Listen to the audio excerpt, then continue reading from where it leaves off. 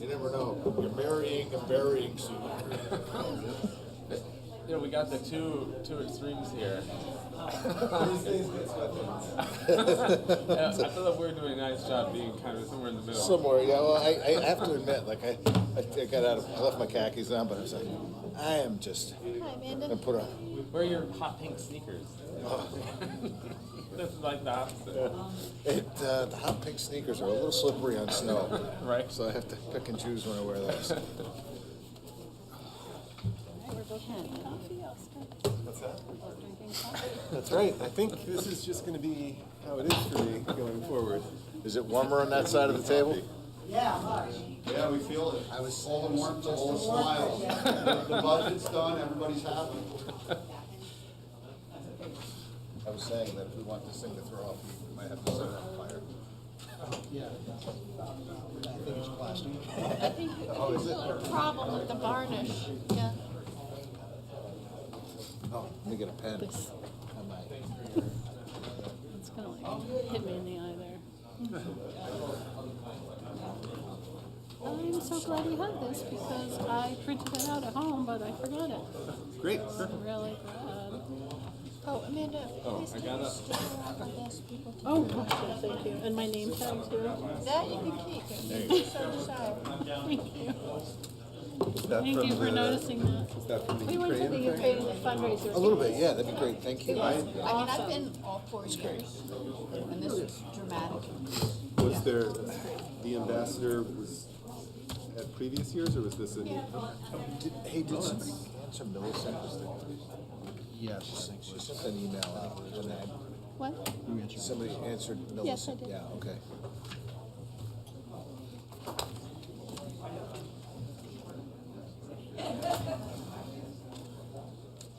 Hey there, Amanda. Hello down there. How are you? Good. Long time no see. All right.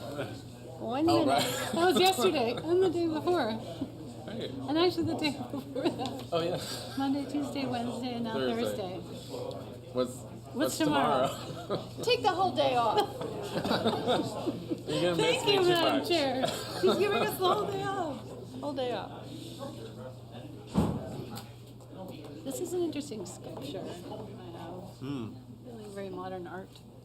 That's the big paperclip from yesterday? Something happened to it? I don't know. It reminds me of some sort of All right. sculpture. Yeah, exactly. Good evening, everyone. I'll call the Brattleboro Selectboard meeting to order for Thursday, February 5th, 2026.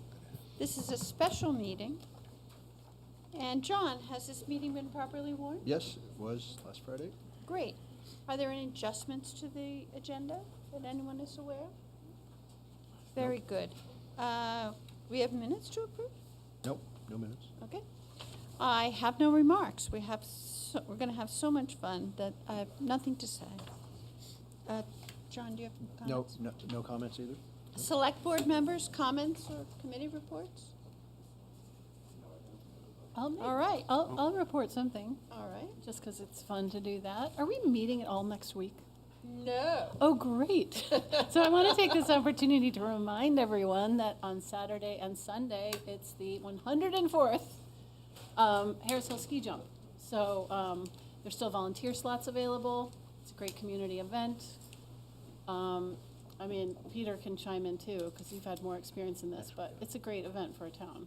On the hill. Sorry. Oh, well, Super They Bowl's are, this yeah, Sunday. Tony. It'll be over. It'll be over. It'll be over by And then. to the Patriots fans out there, let's go. Important. It's the best. That's the best question we've ever got. Thank you. All right. Thank you, Amanda. Are there members of the public who are here to speak about something that is not on tonight's agenda? Anybody online? Very good. Let's see one. begin. Pardon me? Oh. Can put a hand up late.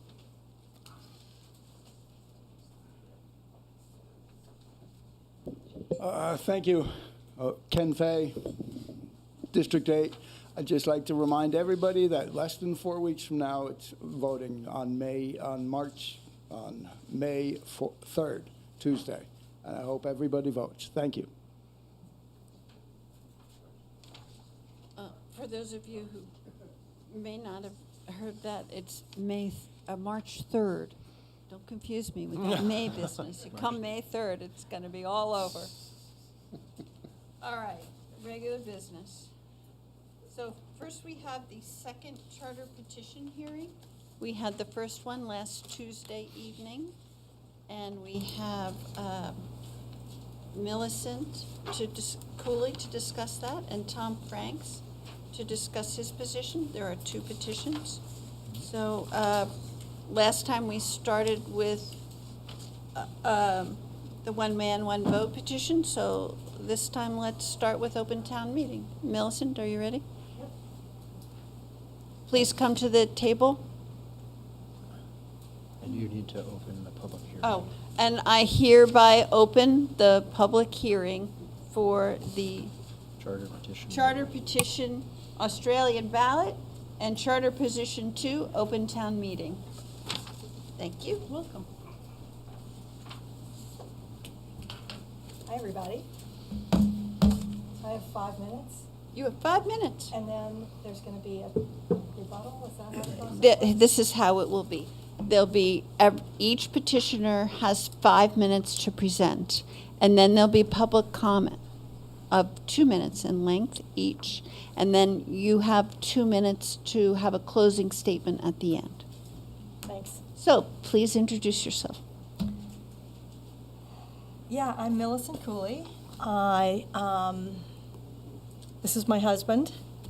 I'm an RTM rep. I'm on the Finance Committee, and I live in the north end of Brattleboro. Anything else? You begin anytime you want. Okay. So, this election was first announced with two options, RTM and Australian ballot. When I'm going to explain why I did this petition in the first place. When I asked why open town meeting was not planned for a ballot option, I was told it would be too confusing, and I did not agree with that. It's the most widely used and trusted form of town governance in Vermont.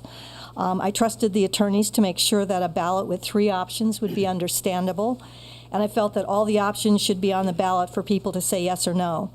If I had my ideal election scenario, this would be done as ranked choice voting so that everyone has a better likelihood of getting something they can live with, even if it's not their first choice.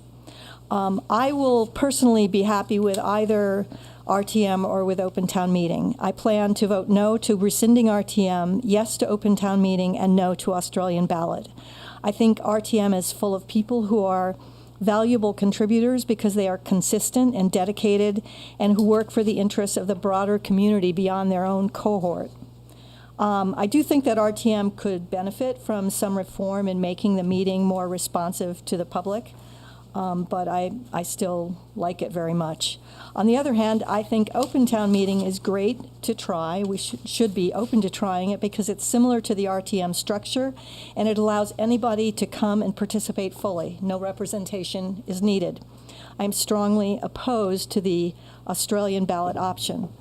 When I moved here in 2018, I had only ever known ballot voting. In most places I lived, I never knew who my mayor was. My impression is that most people in those communities were uninvolved in their local governance and elections. The first time I attended and watched RTM voting, I was inspired and incredibly impressed to see a variety of people debating, challenging, presenting evidence for their views, being respectful, and voting together on their future the next year. So I became a rep, which was actually very easy to do. And I think now, why would we give this up? I think town meeting is terrific.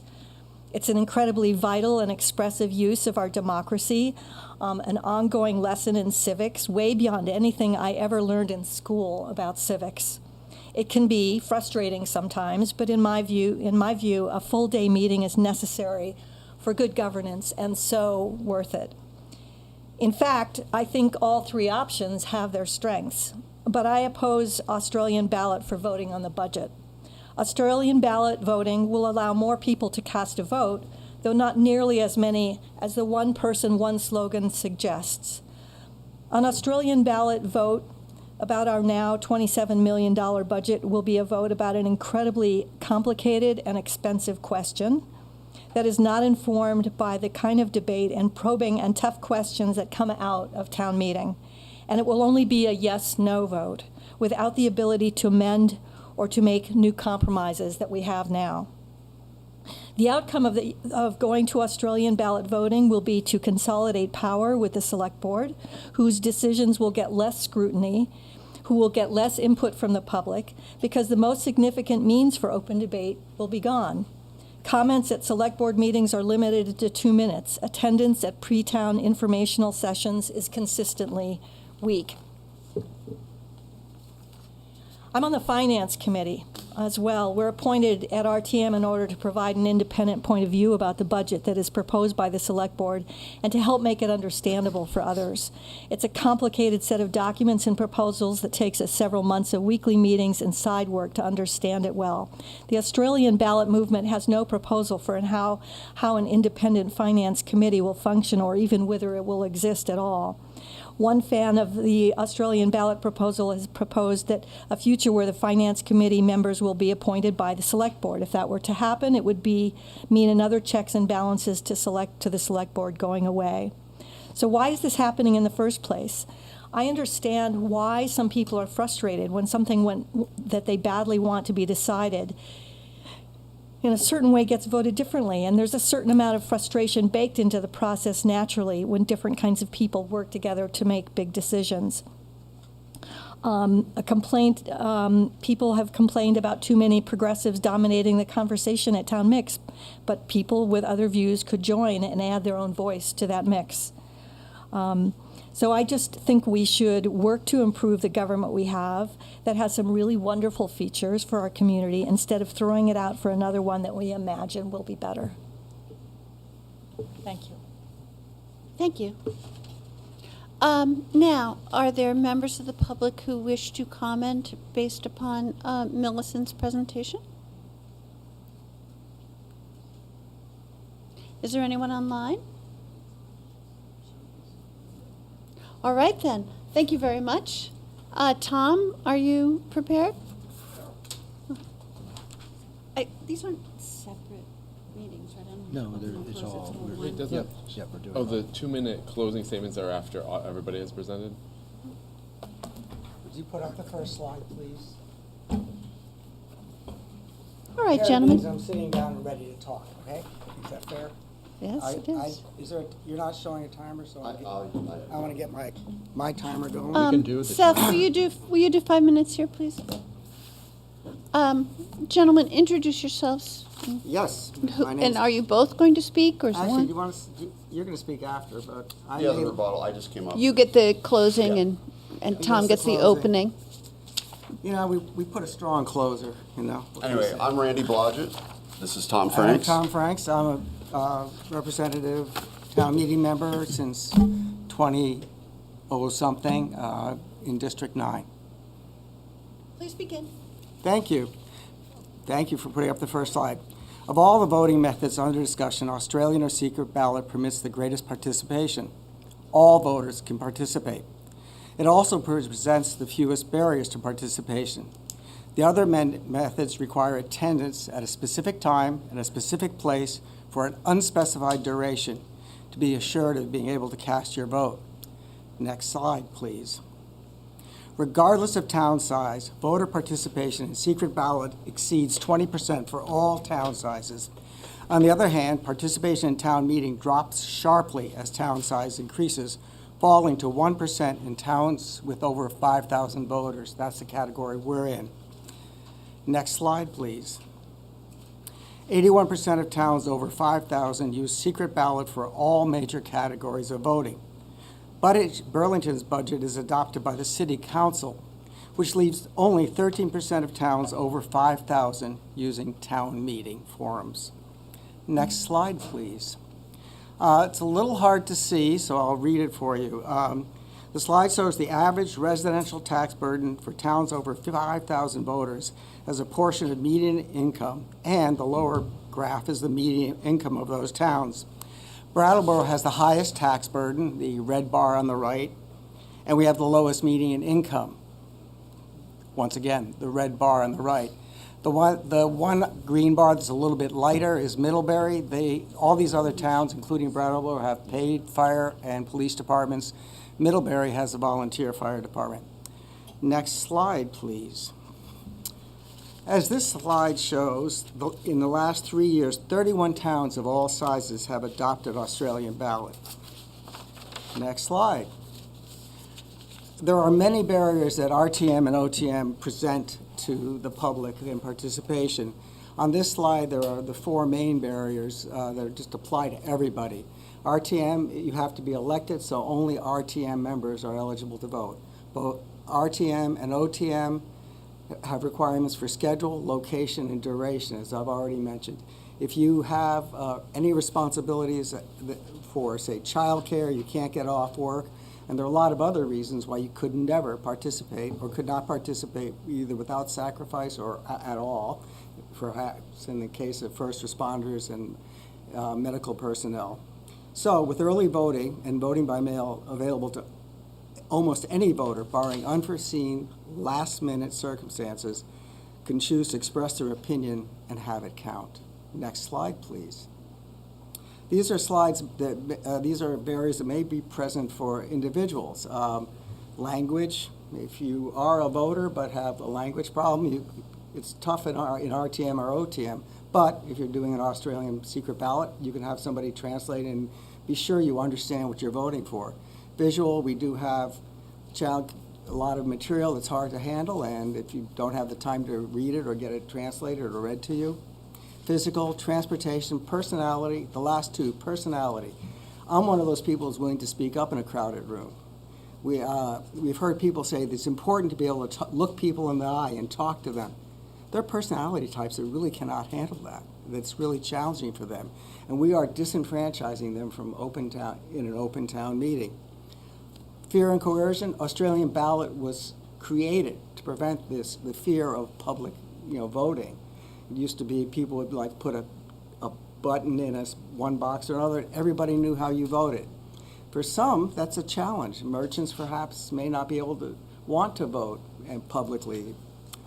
So those are a bunch of barriers that OTM and RTM offer. Next slide, please. One of the things that we've been hearing about is the Australian ballot offers fewer opportunities. Under Australian ballot, all voters, not just RTM, will have an opportunity to gather information and make their voices heard on any matter before it goes to vote.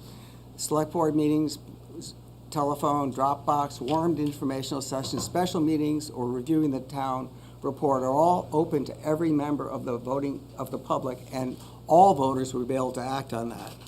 The only difference is that very few are lucky enough to face none of the barriers created by RTM or OTM won't have the opportunity to make amendments at the last moment. The opportunity to make amendments at the last moment under RTM has a cost of disenfranchising over 8,800 voters. I don't know how many people would choose or not be able to attend OTM because of various barriers. However, as a point of reference, the maximum number attending Vermont Open Meeting in 2025 was 294 voters. Wrap it up, Finally- Tom. What? You're over your 5 minutes. Oh, I'm over my time, I'm sorry. May I have another 40 seconds Yes, in my you closing? may. Yes, you may. Thank you so much. I did it in 4 minutes and 30 at home. I guess I'm a little nervous now. In my closing, review of multiple academic and scholarly studies of New England town meetings show that authorities are unanimous in agreeing that the rosy view of town meeting as the perfect democracy is a romantic myth. Town meetings and RTM are too large for effective deliberations.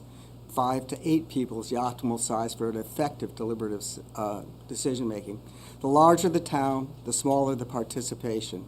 Town meetings and RTM are dominated by the culture of the attendees with the loudest voices.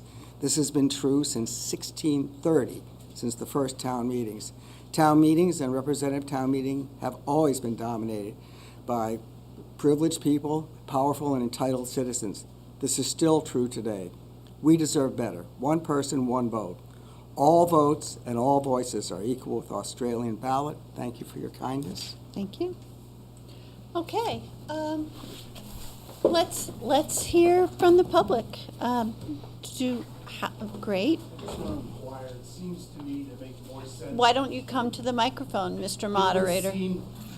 It would seem to make more sense to have public comment after all 4 positions are articulated. So I'm waiting. Is that an appropriate way to proceed? No, because we are required to have this meeting for the petitions, both petitions. The next presentation about RTM is not within the petition requirements. And so that's why we're having this meeting for the 2 petitions, and then we'll have the other. If you would like to speak, you may speak now. You may also speak after the next one.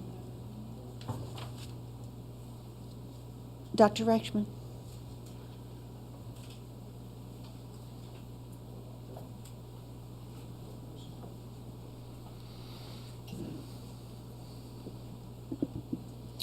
Thank you. Franz Reichsman. I live here in Brattleboro. So I'm favorably impressed by both of the presentations that we just heard.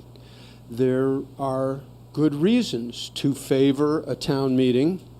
Personally, I like representative town meeting, but open town meeting has its benefits as well. And there are good reasons to favor an Australian ballot. I think we don't have to choose. I think there's a good argument to be made to have both a town meeting and an Australian ballot, and thereby obtain the benefits of both of those approaches. The benefits of town meeting, for me, are a very robust discussion. I've been to a lot of sort of these ad hoc events where we talk about issues and stuff like that. None of them has the robustness of what happens at town meeting. And at town meeting, you can make changes. Now, I mean, let's look back at last year when that crazy select board passed a budget that then got voted down at town meeting. Okay, but there was a lot of discussion. There were alternatives proposed, and that was really an excellent part of the process, I believe. On the other hand, the arguments in favor of one person, one vote, everybody gets to say, those are good arguments too.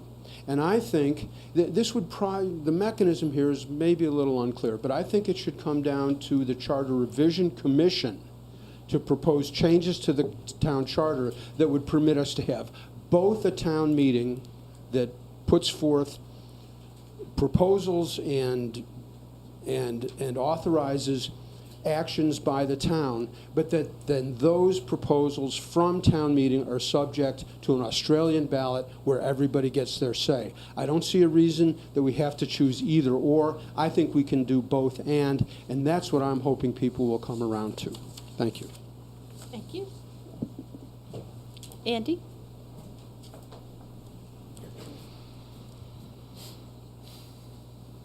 I'm Andy Davis. I'm a member of RTM, and I'm from District 9. I just wanted to direct my question to some of the issues raised by the proponents of Australian ballot.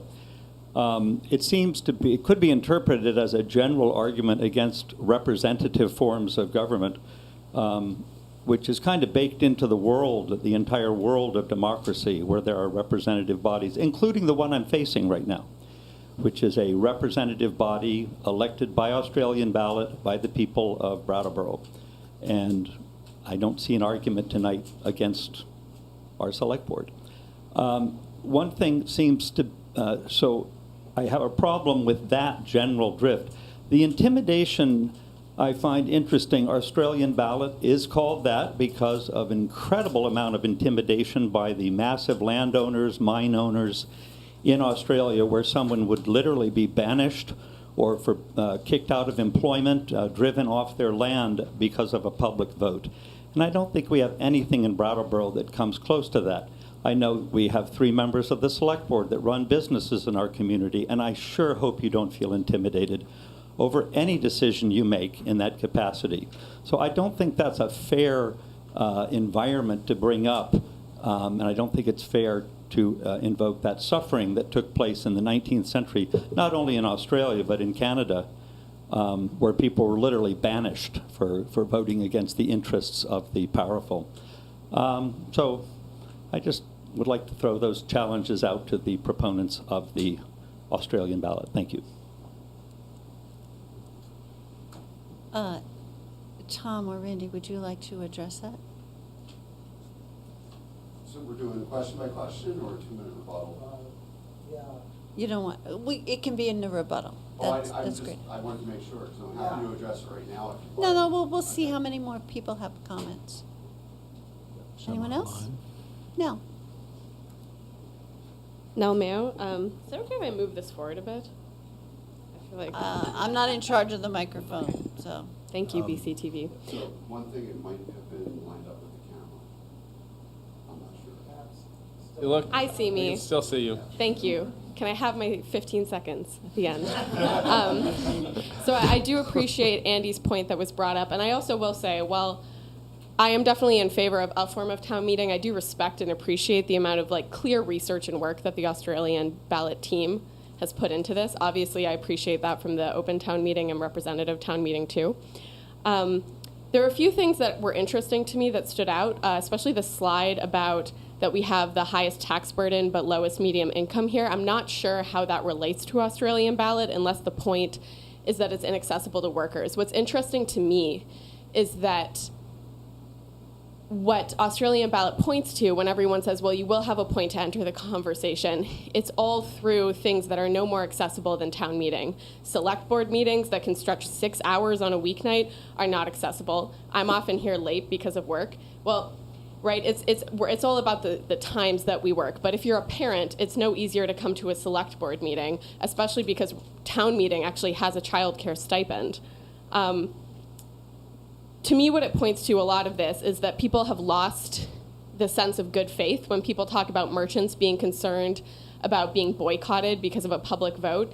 You know, it's an assumption that if we disagree, myself or someone else would want you to not be able to support yourself and not be able to have a livelihood. And I actually think that a core argument of the town meeting is that coming together and having an obligation to your community to be in conversation and to represent your viewpoint and to hear other viewpoints is what fosters a sense of interconnectedness, of common interest to some extent that supports that good faith argument. And I think it's a sad way to look if we're assuming that the division we have seen over some issues in town is just like the trajectory that we're headed down. And frankly, I think Australian ballot would put it more towards that way.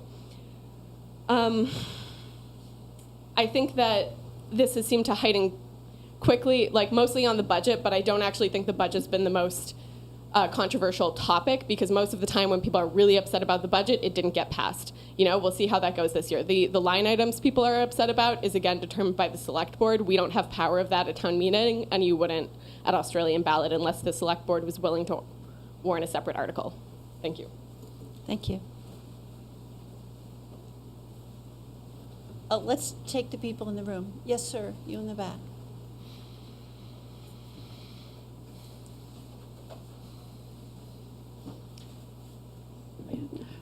Ryan Larrabee, I live here in town. I just want to say I am pro a town meeting of some sort. I think one of the things that I heard brought up when thinking about the barriers to entry of having a structure like that is, accessibility to the town, like the meetings that we have, the timing and everything.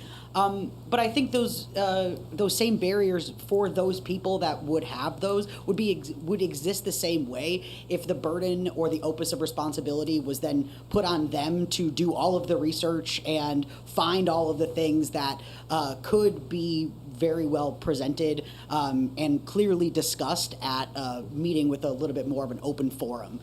Everybody gets one vote. Every vote matters is, I think, like many of other people have said, appreciate the research that have gone into it. But I think when I think about who I want making decisions and who I want leading the charge, I want it to be people that are motivated to step up for the community, invest their time, and facilitate a conversation where people do get to learn and benefit from being in community together. Thanks for your time. Thank you. Let's move to the Zoom. Marta, we'll start with you.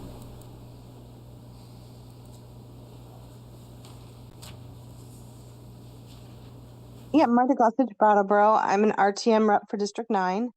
I'm really big. I've been a fan and participant in politics, and have been involved in local and state politics since I was in elementary school. Because one of my parents was Democratic and one of my parents was Republican. And so every local election, we took the insert in the paper that described all of the candidates, laid them out on the dining room table and went around the table and talked about each candidate. And all of us crossed party lines often, and sometimes, the conversation was the best part of that family night. When I moved to Vermont and read up on civic participation, reading about town meeting day was one of the most exciting things because it combined my two favorite topics, community and politics. Town meeting day in Vermont is a state holiday, and originally every town in Vermont had a town meeting day on that day, and many employers gave people the day off. I know it's morphed and changed, but I'm going into my 7th year as an RTM rep. Hearing other people's questions and opinions in such a civil way just makes my heart sing. Even when I'm upset with someone's opinion, or even when things don't go my way, that day is such a wonderful example of community and community dialogue. I've changed my opinion in town meeting day. I've gone in thinking I was going to vote another way. And I think 5 or 6 times that I can think of, maybe more, I have changed my vote due to the discussion that was on the floor. And I just wanted to say another thing about like secrecy and stuff. I've never seen anybody that I know of get blowback for their votes, because standing and sitting isn't like a roll call where you have to say your name and your vote. You're just standing and sitting. Maybe the people next to you know what you voted, but and maybe some people look around, but it's not doesn't seem to be pressure. And one of the things that I wanted to point out is that this past year was one of the first times where 2 votes, somebody asked for a roll call vote where you call out your name and then call out and then have to say what you vote. And that person is the person behind the secret ballot saying that people might get blowback from it. So it seems to be a little bit of a dichotomy there that I'm not sure I understand the point of. But really having this day where you see people who are in opposing positions to you has been such a learning experience. Everyone seems to be open to asking if they'll go for coffee. Sorry. And anyway, it's great to talk to other people. Thank you. Who's next? The individual on the iPad.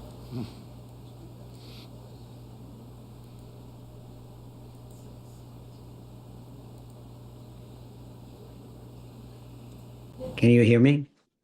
Hello. My name is Ken. Okay, my name is Ken or Kenneth Gutwine, and I'm a member of District 7 here in Brattleboro. In reference to this issue of vis-a-vis town meeting versus open vote, it's a very complex one. The first speaker mentioned that, well, what's wrong with having it combined? And I don't see any issue with that either. However, the situation as we have it now lends to secrecy by the executive board in reference to issues that are brought up to it. because there is a executive board meeting first before there is a select board meeting open to the public. So we need to keep this as a democratic town where everything is open to the public. Every issue can be publicly not only voted on, but discussed. Now, if we can maintain the representative town meeting system, that would be a good thing, in my opinion. As long as we have one man, one vote, that is the democratic way, so-called Australian ballot, where no one's looking over your shoulder and determining how you voted. But the one thing that we cannot have is last-minute referendums that have nothing to do with Brattleboro. When I moved here, I was shocked for the first time by the vote that allowed a referendum on Israel to be submitted to the general public as a state that practices apartheid. What, for God's sakes, does that have to do with Brattleboro, and how did it get on the ballot? This is something that we have to deal with. We have to be able to stop issues that have no reference to Brattleboro, have no reference to its citizens or its personnel, to be placed on the ballot in voting, in actual voting.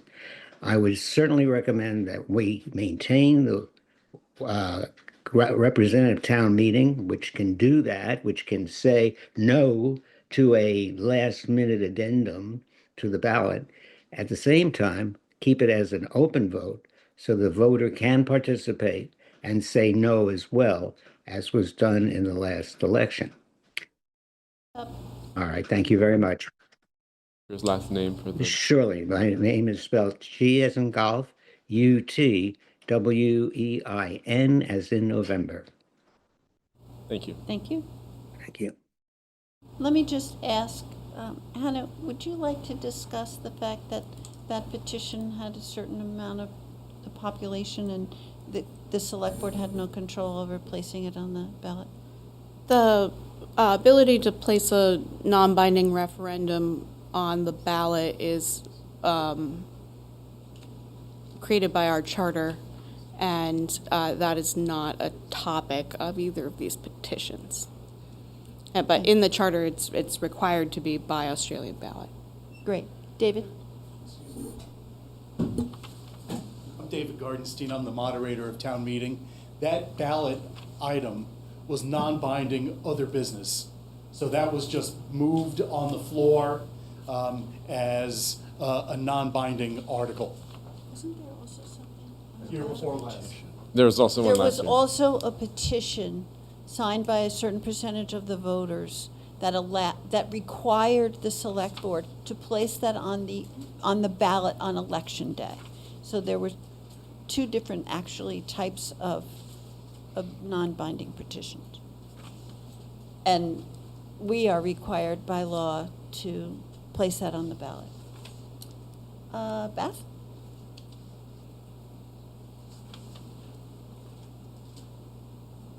Unmute. Hi, thanks a lot.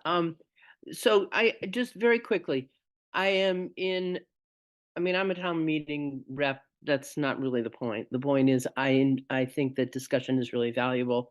I think that having an understanding of people from different points of view is really important, especially in this day and age. I appreciate what Marta had to say about changing votes. I have changed my mind. I know some people walk into town meeting and just know what they're going to do, and that's where they sit. But that's okay. My question is, and this kind of goes back to Franz, is it possible to do a combo, to do a meeting, not just an informational meeting that's run by the select board necessarily, but a moderated meeting, and have an Australian ballot that addresses the budget? And if that is possible, what does that mean? How would one go about making that happen this year? I think Hannah, would you like to address that question?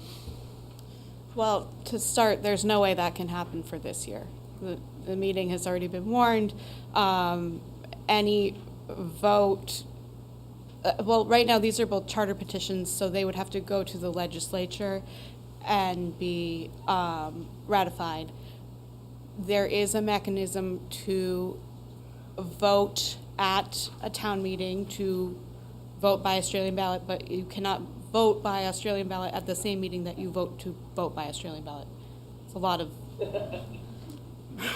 repetitions. I hope that made sense. But I don't see any reason why you technically could not have both, but I think logistically, the timing, like you would probably, I mean, the town clerk's probably in a better position to address that. But Thank you. I think the question, Hannah, might be if the town meeting could determine a number for a budget to be placed on a subsequent Australian ballot.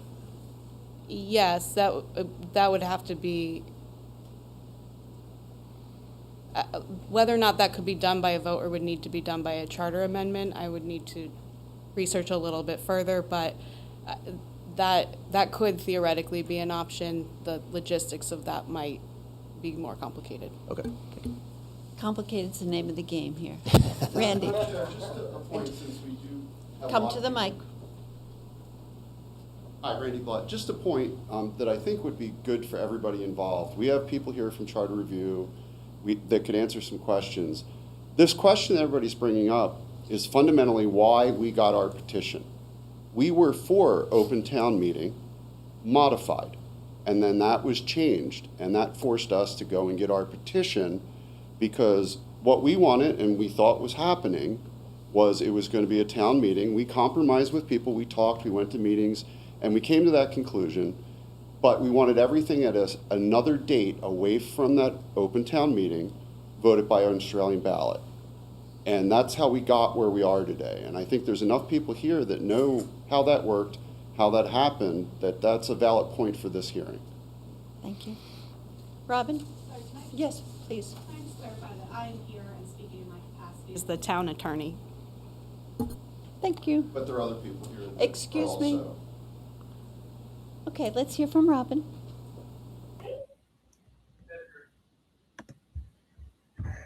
Hi, thanks. I just want to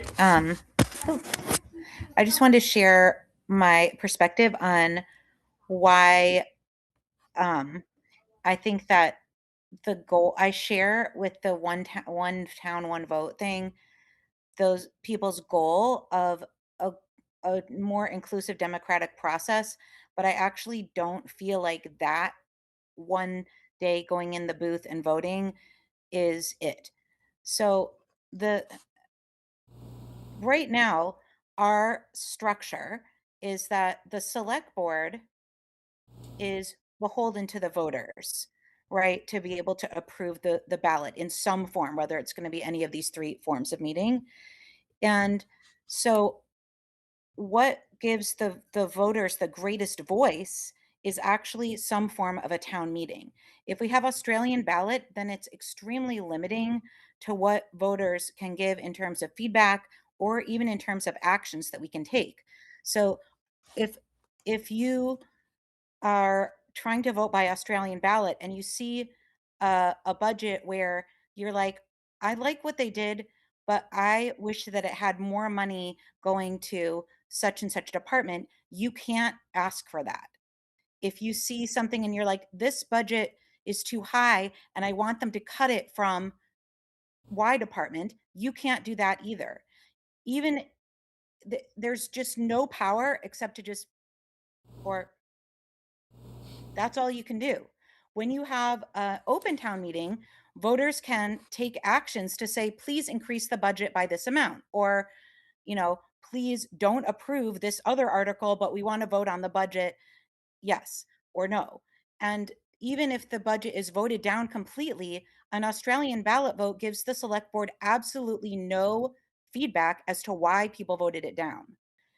I think that a representative town meeting is actually the most inclusive version, even though it has fewer people voting, because a lot of people might feel like they want to have their perspective represented, but they aren't able to or don't want to go to the whole long meeting. So being able to choose representatives to vote at the meeting is a way that everybody can get their voice heard. Thank you. Bob, do you want to weigh in on any of these questions? Sure. I just wanted to answer John's question, because the question was, can you have a meeting where people are present and debating and then still have Australian ballot? I think Hannah's correct that for purposes of this year, that's not going to be possible in how it's warned. Plus, these are petitioned charter changes, so that has to follow the legislative path.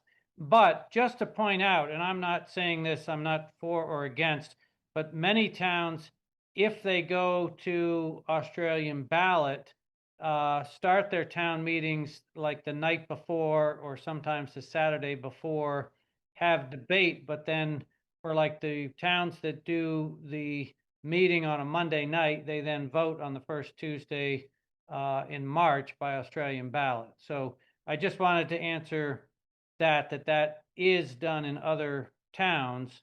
I'm not saying that's right or wrong, but to further answer John's question, you wouldn't be able at the debate forum like the night before change the budget item for Australian ballot. If it's Australian ballot, you've got a number that is going to be voted up or down. So I just wanted to clarify. Thank you. But Bob, while we have you, would it be possible, say, we haven't, if it becomes an open town meeting, we have not warned that yet. Yeah, that would have to be warned after the election. Would it be possible to put an article on the ballot to approve the budget at the number that it's been developed by the select board, but have the town meeting confirm that number for a subsequent ballot 30 days out to vote it through Australian ballot? I don't think so. Because if you're going to have an open town meeting and a budget article, you're going to vote on that as a warned article, and that would be binding. So essentially, especially for this year, that's not an option. Okay. Hannah? And yes. Thank you. like I was explaining before, in order to vote on the budget by Australian ballot, you either need to do it as a charter change, which is what's being done here, or have a vote to do the future vote by Australian ballot, but you can't do that at the same time. Correct. You would have to vote to do that for the following year. For the following year, yes. Yeah. Thank you. All right, let's get back to FAR. who's next. FAR was the next one.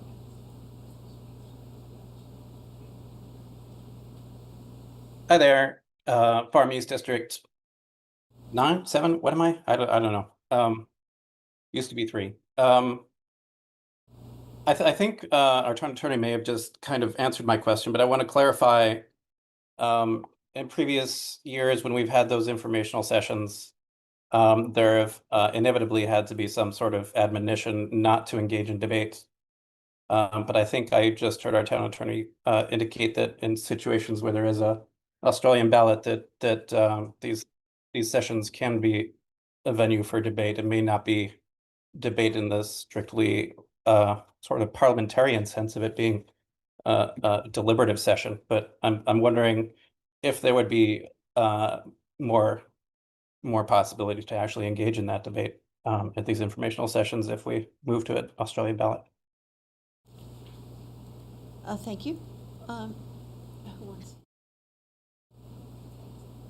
Hannah? Yeah.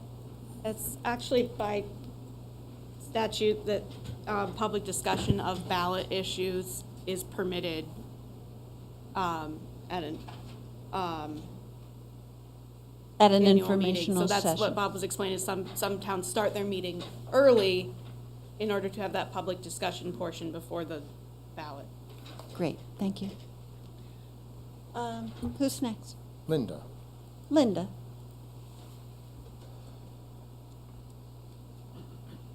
Welcome. Well, I'm Linda Bailey, a District 9 voter, and I'm also have been a representative town meeting rep for quite some years. And while I appreciate the idea of promoting democracy and one person, one vote, it seems like with our representative town meeting or open meeting, that is truly participatory democracy. And now, in particular, is not the time to be abandoning participatory democracy. Without the discussion and the community that are involved in having the informational meetings and the discussions that happen at town meeting.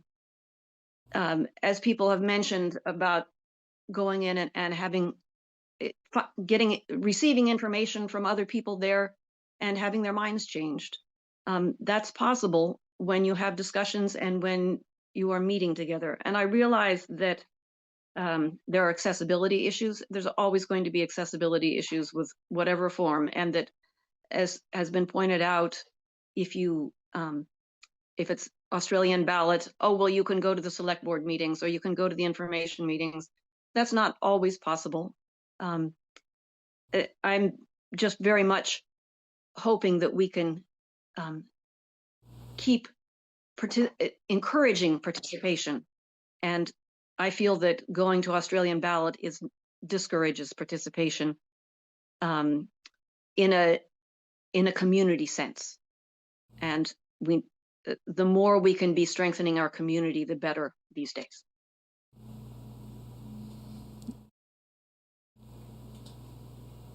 Trish?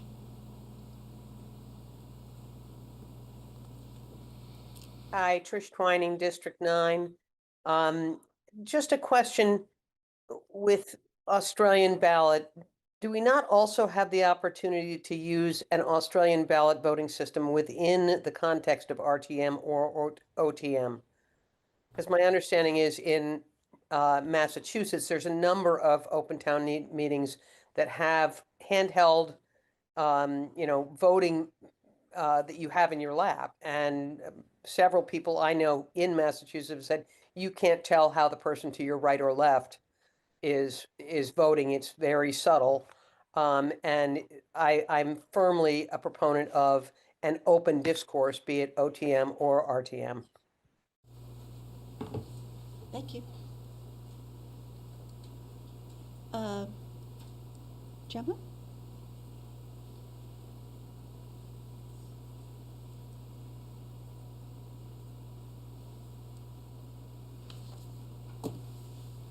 Good evening. I apologize to everyone for not appearing in person tonight, but I felt a little ill just as I was about to get into the shower and prepare to go downtown. I just have a couple of points to make. I have been very clear with the select board and the public that I oppose rescinding representative town meeting because I believe it is a superior form of government. And if you read my op-ed, which was published in the Commons this week, you will hear me lay out various arguments for why. So I won't belabor that point, but I do want to point out that some of the information presented by the Australian ballot proponents is somewhat misleading. In fact, turnout for Australian ballot towns in Vermont is not consistently over 20%. In 2025, Hartford only had a turnout of 16.2% out of 9,700 voters. Essex Town had only 10.76% out of 9,400 voters. Both of those towns have much higher numbers of registered voters than Brattleboro. Also, the fact that the tax burden may correlate to median income of towns does not in any way indicate that there is any causal relationship between the type of voting and the tax burden. In fact, Brattleboro's median household income is much less than those of Hartford and Essex, and we don't see that there's a correlation there in turnout or tax burden. It's ironic for me as a Georgist to be speaking against adopting Australian ballot, considering Henry George was the primary proponent in the movement to adopt it here in the United States. I'm not opposed to participation in governance. I'm opposed to the idea that a secret ballot necessarily produces better outcomes than republicanism. We should be clear that everyone in this town already has the opportunity to vote, but they are voting for a representative Republican deliberative body. Thank you. Thank you. Does Gary want to speak? And I'm assuming Bob is here for the duration. Do you have another item to discuss? I can just be really brief and thank you, Gary, for letting me jump in.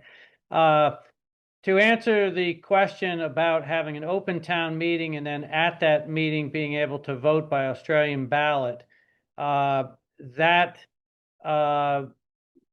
think what the person that asked about that is talking about if there are 7 people that ask for a secret ballot, then you can have, or not a secret ballot, a paper ballot, at a typical open meeting, then the vote on that particular article is by paper ballot. So the moderator in those situations, if somebody asks for that, the moderator asks if there are 7 people who agree. If the answer is yes, then it's a paper ballot. It's not necessarily the Australian ballot system. So just, again, just a clarification. Thank you, Bob. Gary. Okay, I'm going to be real quick. I think at the last RTM, we had what they called a roll call ballot. And I was wondering the differences between roll call, voting in RTM versus OTM. And if any of them could speak to that, to see any disparities, the pros and cons of that, also to see the strengths and weaknesses of that. Because in general, that's what has happened in the past that was called. So it's pretty similar. Seeing what your representatives voted on. So that's also some type of transparency, knowing the representation, because a lot of people say they're not being represented, but open roll call also is a good way of saying that, hey, you're speaking about issues in your community, and people coming up to you asking you if you can bring up this, because there's a lot of people that can't get out to vote. There's a lot of people that aren't even registered voters, but they still have a say in the community just as well. They can't be excluded. So I think something like that would be something we would consider. That's a positive for RTM, because you could always find out how your people voted. But I just want to ask the people who spoke earlier about the difference between OTM and RTM, to say what the pros and cons of that is. And I'll yield my time. Hannah, do you want to weigh in on that question, or should we let the petitioners answer that question? I think the petitioners can weigh in on that, and Bob might be able to weigh in on that as the moderator of an open town meeting himself. Thank you. Okay, we'll save that to the end, and then we'll ask Susan. What, Bob? Bob? Yeah, Bob has an answer. With regard to the question on roll call, that's specific to the representative town meeting and our rules of how you vote. So in our rules in the charter that exists as of now with representative town meeting, it's by standing vote. And typically that's a way to see visually how people are voting. A roll call vote asks, which is allowed under our rules, allows for the clerk to go down the roll of all of the representatives to have each representative vote yes or no on that particular item. In an open town meeting, you're not going to have a roll call because the voters are not representatives, and that's the main difference there. Thank you. Susan.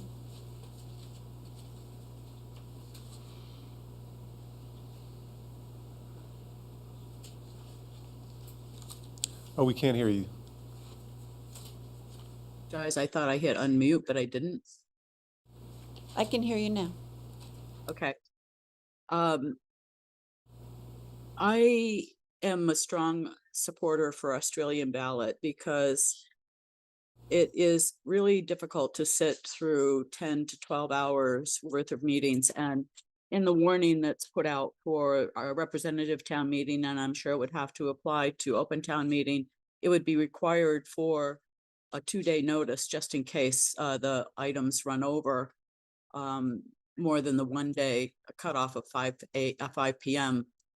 And I really think that people will feel more empowered and more connected to the town if they have a chance to go to the voting booth and vote their conscience and vote what is best for them versus trying to trust one person or 35 people within a district to make that decision for you.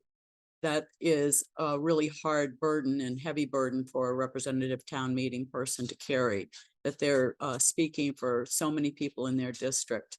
And that is one reason why I called for roll call vote at the last RTM, was because I thought it was only fair that the people in the districts are held accountable for how they vote to the people that they're supposed to be representing.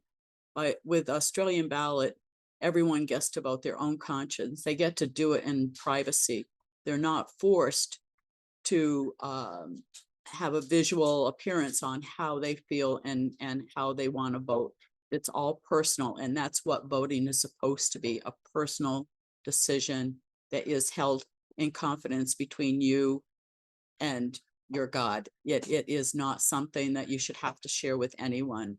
And I think that this town is sophisticated enough to handle Australian ballot and do it correctly. Thank you. Thank you. Okay, is there anyone else who would like to speak? Well, David, you've spoken before, so I'm just gonna, and Neil. I'm gonna let new speakers, and then you and David can speak. Thank you. I'm Neil Manders, District 7, also known as the Sinner. If you haven't read The Common, you now know that I came to the meeting the other night and talked about having been on an RTM member this last month or last year, and how I really ended up feeling that I had not totally represented the people that I was supposed to be representing. And so that was one part. And I think there are a number of other people who show up at the RTM meetings who have similar backgrounds that really are not fully representing the district, their people. The other thing I would like to mention is that I think it really makes sense that if we go with a one person, one vote, that we have to change a little bit of the way that things have been going, that there needs to be an awful lot more of, I think what somebody mentioned over here, a large meeting at which, whether or not it was a binding voting time, it was at least a time for everybody to get into. Right now, you cannot get into, if you are not a member, if you are not physically present at either RTM or OTM, you cannot be participating. There is no, I don't believe, you can watch it, but I don't believe you can actually participate. With the informational type meeting, it can happen that you could have as many people as you've got here tonight coming into that meeting from a nursing home, from home babysitting their own child, any of those ideas, they can come in and participate in that general discussion. So I really encourage people to go with the Australian ballot. I think that's probably the best way to go for this point, but know that it's going to take some work. Thank you. Thank you. Okay, so Kate.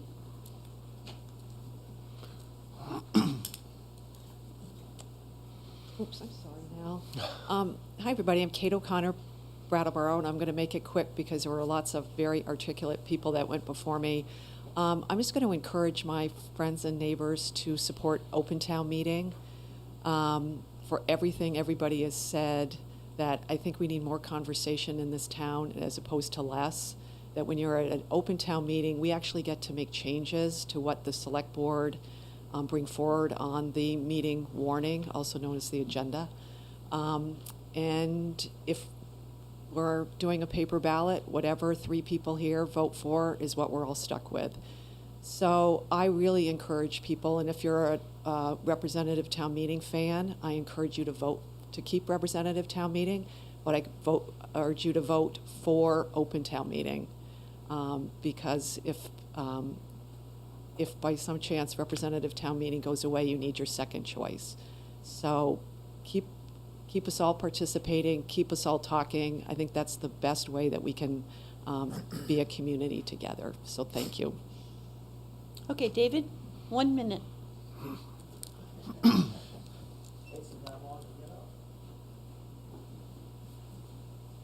David Gardenstein, I'm moderator. I'm a District 9 voter. Town meeting is participatory and deliberative democracy. We gather together, we listen respectfully to one another, we consider what others have to say, we deliberate, and then we vote collectively. Australian ballot would sacrifice that deliberative process. The arguments in favor of Australian ballot do not, in my view, carry water. It is argued that Australian ballot is not, that town meeting is not representative, but the same process would apply to the budget article that currently applies to electing representatives.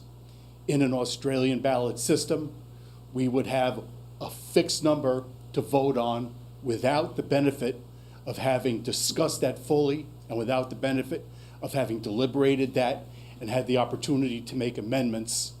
There's also concerns that town meeting has not been fiscally responsible. I would call everybody's attention to the fact that it is a select board that develops and presents the budget. It is select board that has presented to us budgets with significant tax increases for years.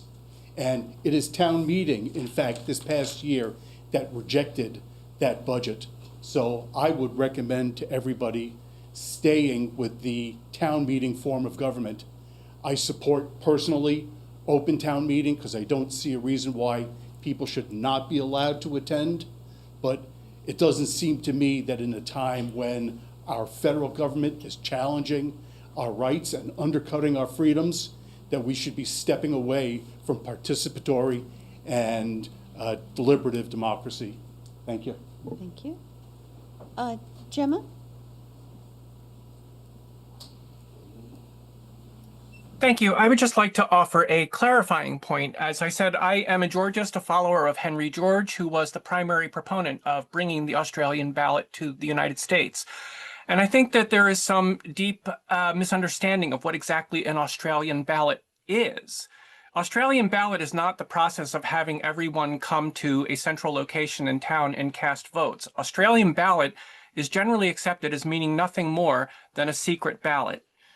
So the provisions of Australian ballot can apply to representative town meeting. It would just have to be obviously a secret paper ballot rather than people going to preordained, pre-printed ballots and voting tabulation machines. So I think that just really needs to be established here, that we can have Australian ballot votes on every article at representative town meeting. It's not, it's not exclusive to a town-wide ballot, which is how I think we should refer to town-wide votes. Thank you. Thank you. All right. As I see it, Tony, okay, Dick and then Tony would be the last speakers, and then I'll ask the petitioners to come and give their closing statements. So Dick and then Tony.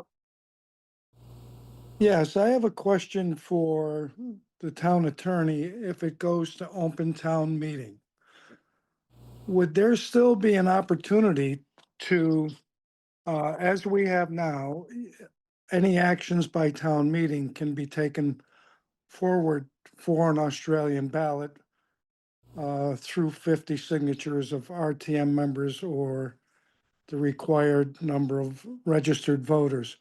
Would that still apply, or how would that apply to open town meeting? And I'll wait for your answer.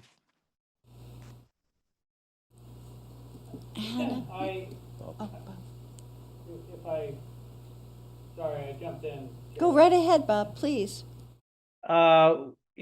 what Mr. DeGray is talking about is in our charter. We have a process by where there can be a referendum that goes to Australian ballot of a decision or a vote made at representative town meeting.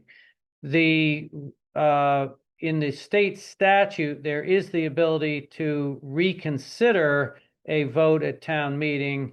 I'll have to check, I don't have the statute right in front of me, on reconsideration, whether that requires it to be Australian ballot. I don't think it does if you are in an open town meeting situation, but I can double check that and get back to you, Mr. DeGray. Okay, Tony, you have the last word. Okay, I planned it that way. Yes, and then the petitioners. Tony Duncan, District 9. In transparency, my wife is the one talking about the town meeting. I'm repeating something that other people have said, that this is actually another layer of democracy, open town meeting.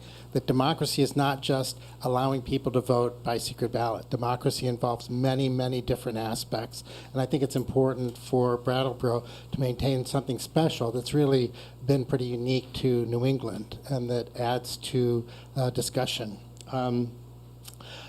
As my wife was saying, when I first moved here, I thought I knew about politics. I was like, I'm a politics history nerd. And I didn't think that local politics would be that big of a deal. Becoming an RTM member just totally blew that out of the water. There's so much that people need to learn in order to understand the issues, in my view, in order to make an informed decision. And I think it's very, very important that people take that responsibility seriously. And I think that the town meeting helps create that that meaning for people to take that seriously and to try to understand as much of the issues as possible. And the other thing that people have mentioned that I think is vitally important, I've changed my mind. I've stood up when Millicent sat down.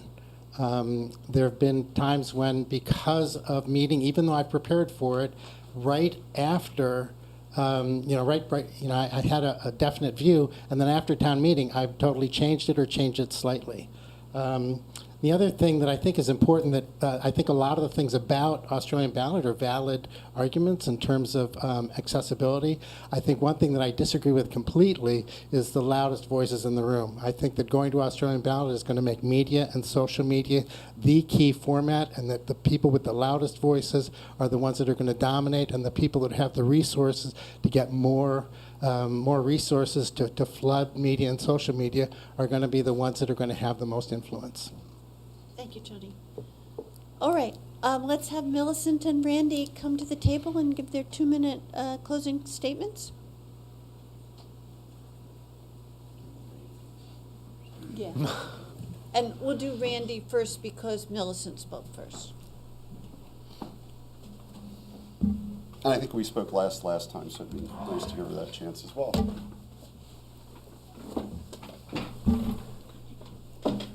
So first I want to thank everybody, because one person, one vote, the League of Women Voters, a lot of people promote this, and the one thing that we truly are trying to get is more people to vote in any way that they can.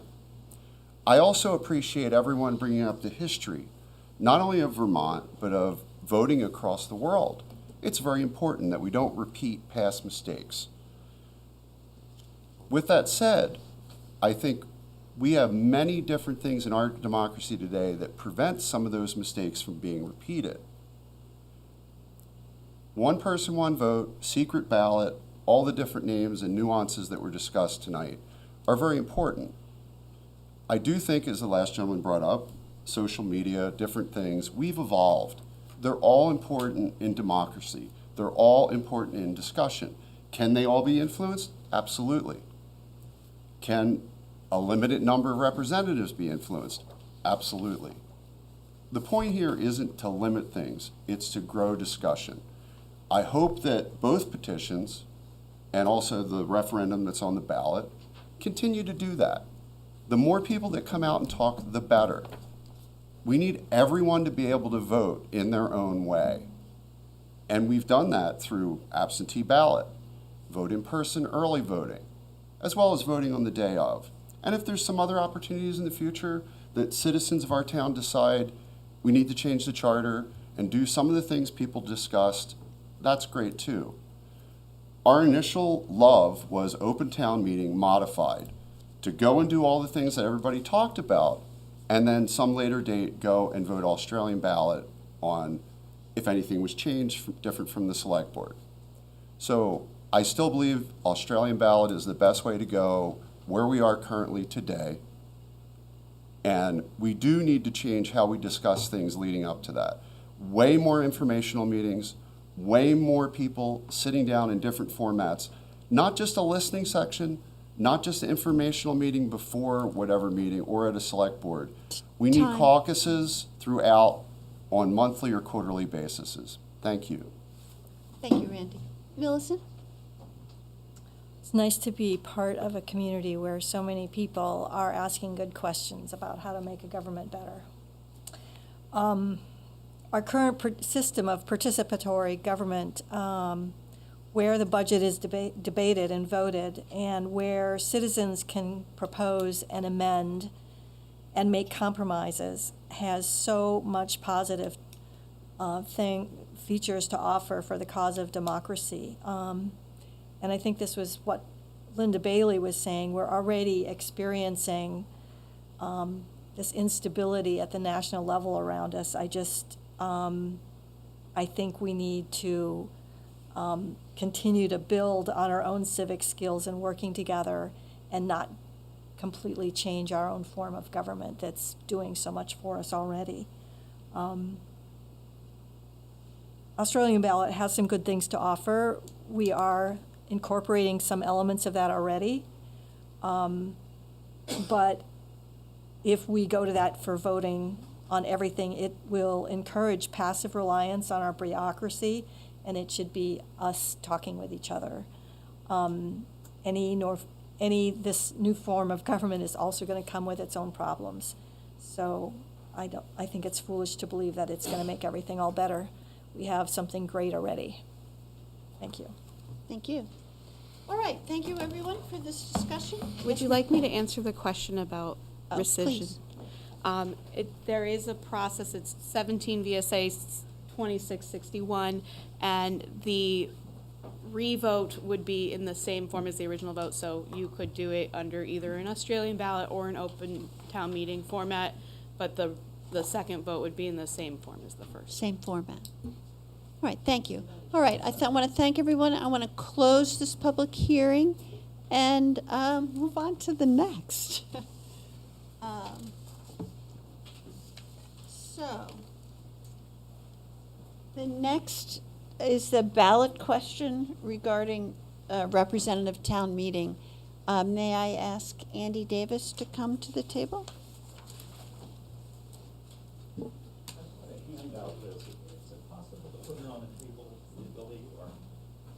This one, or for every people in the audience? Why don't you put it all over? I'd like a copy. Okay. Isn't this, oh no, that's tobacco. We need to get signatures in that red folder.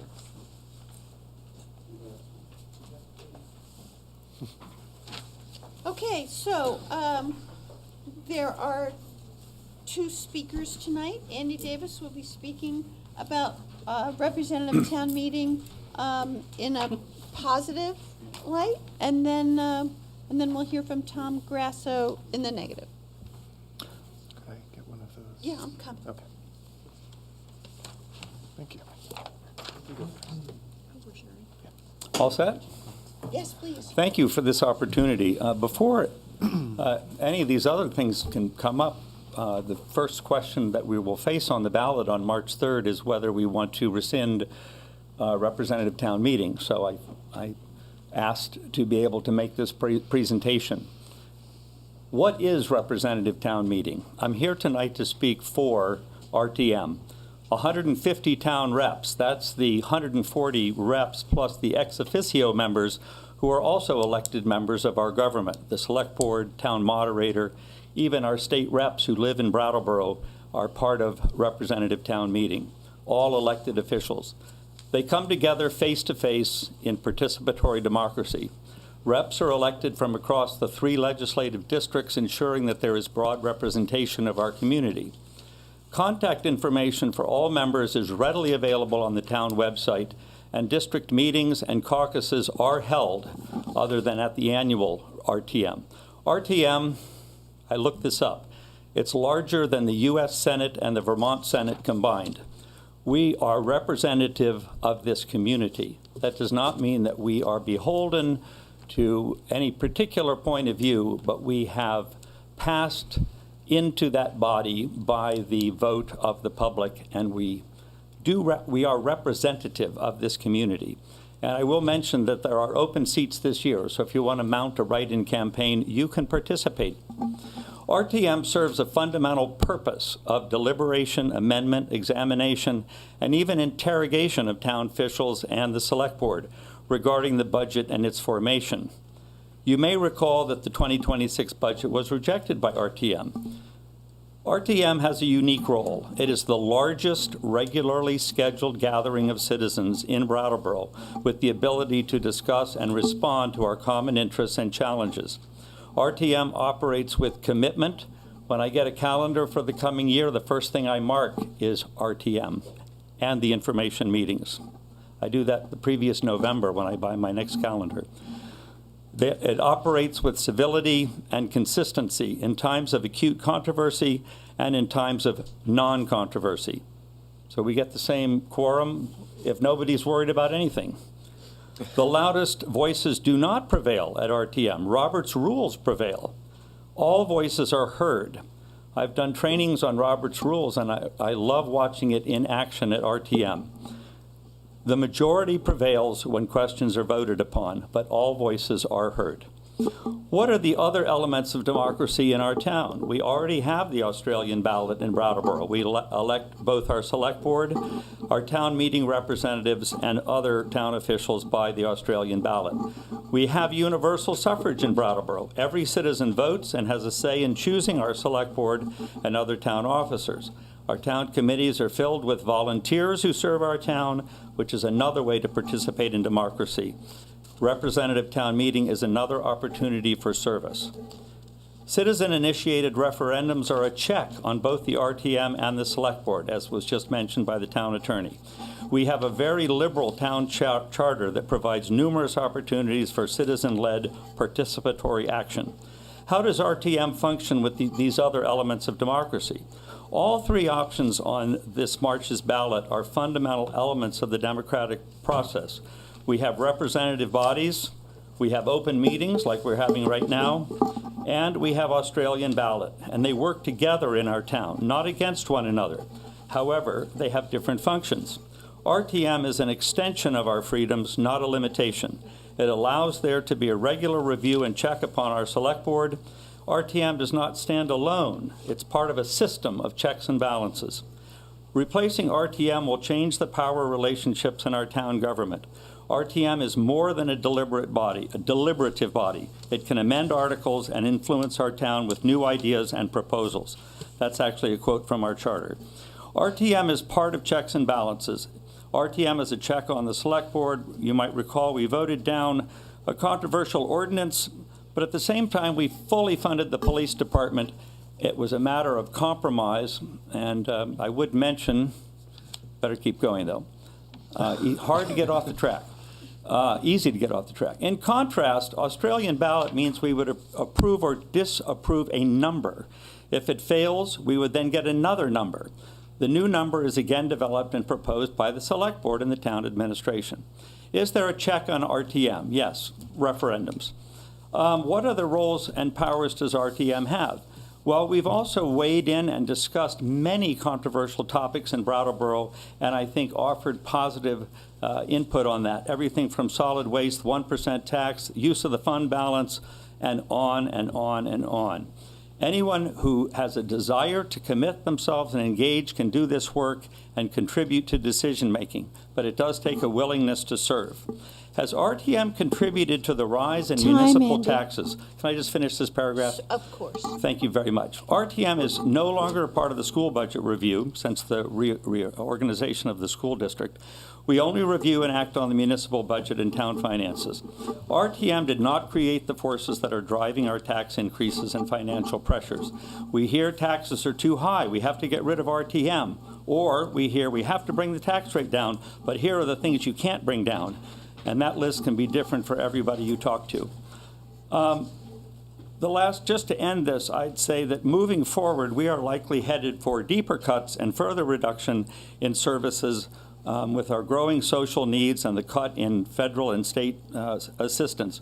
And RTM, I believe, is uniquely prepared to face this situation. I think we should keep it. We need it. It has functioned well for 60 years. It will serve us as we face the future.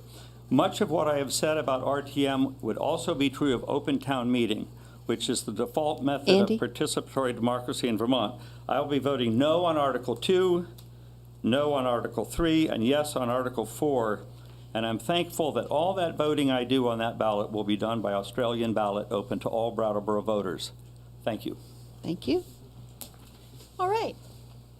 Now let's hear from Tom Grasso regarding the lack of merit to RTM. Thank you, Chair and Select Board members. Pleased to be here virtually. Sorry I couldn't be there in person, but I was away on work travel. I think I'd like to first mention that because my voice is only one voice, and I only have one vote. There are a number of letters to the editor and the reformer that have a lot to say about the Australian ballot and why they like it, and I would encourage folks to go and read some of those. To get a broader perspective on what the community really thinks about this issue.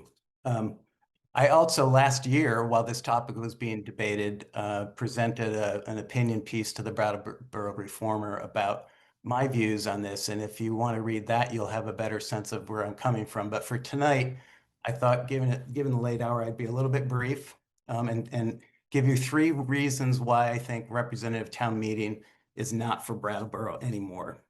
Number 1, and most important, it's undemocratic. Number 2, it's an unrealistic process for making decisions about important issues like the town budget.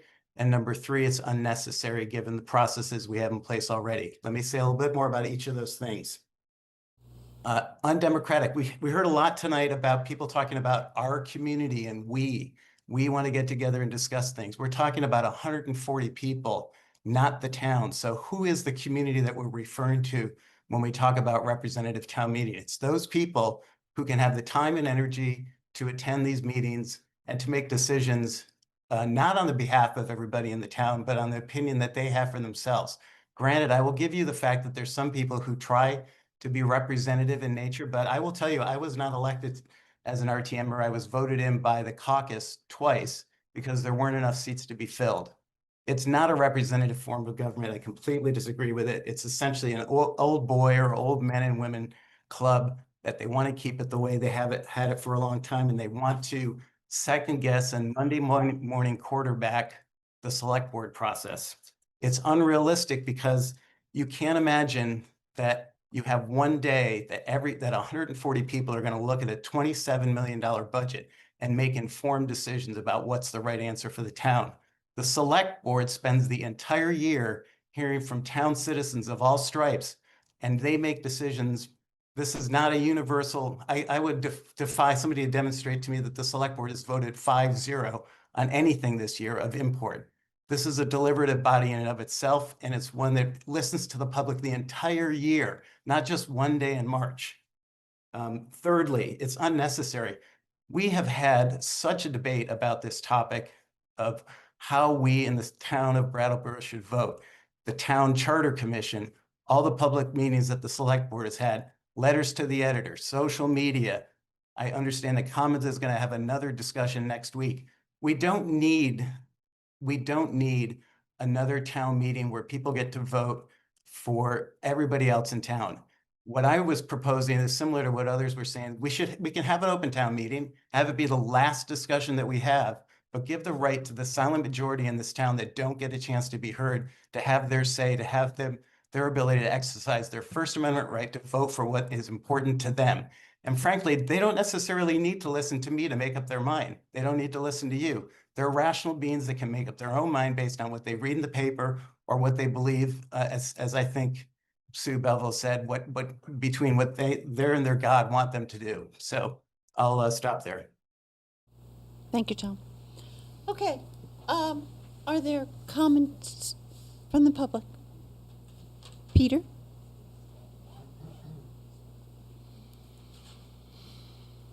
Thank you. Peter Rowell, Brattleboro.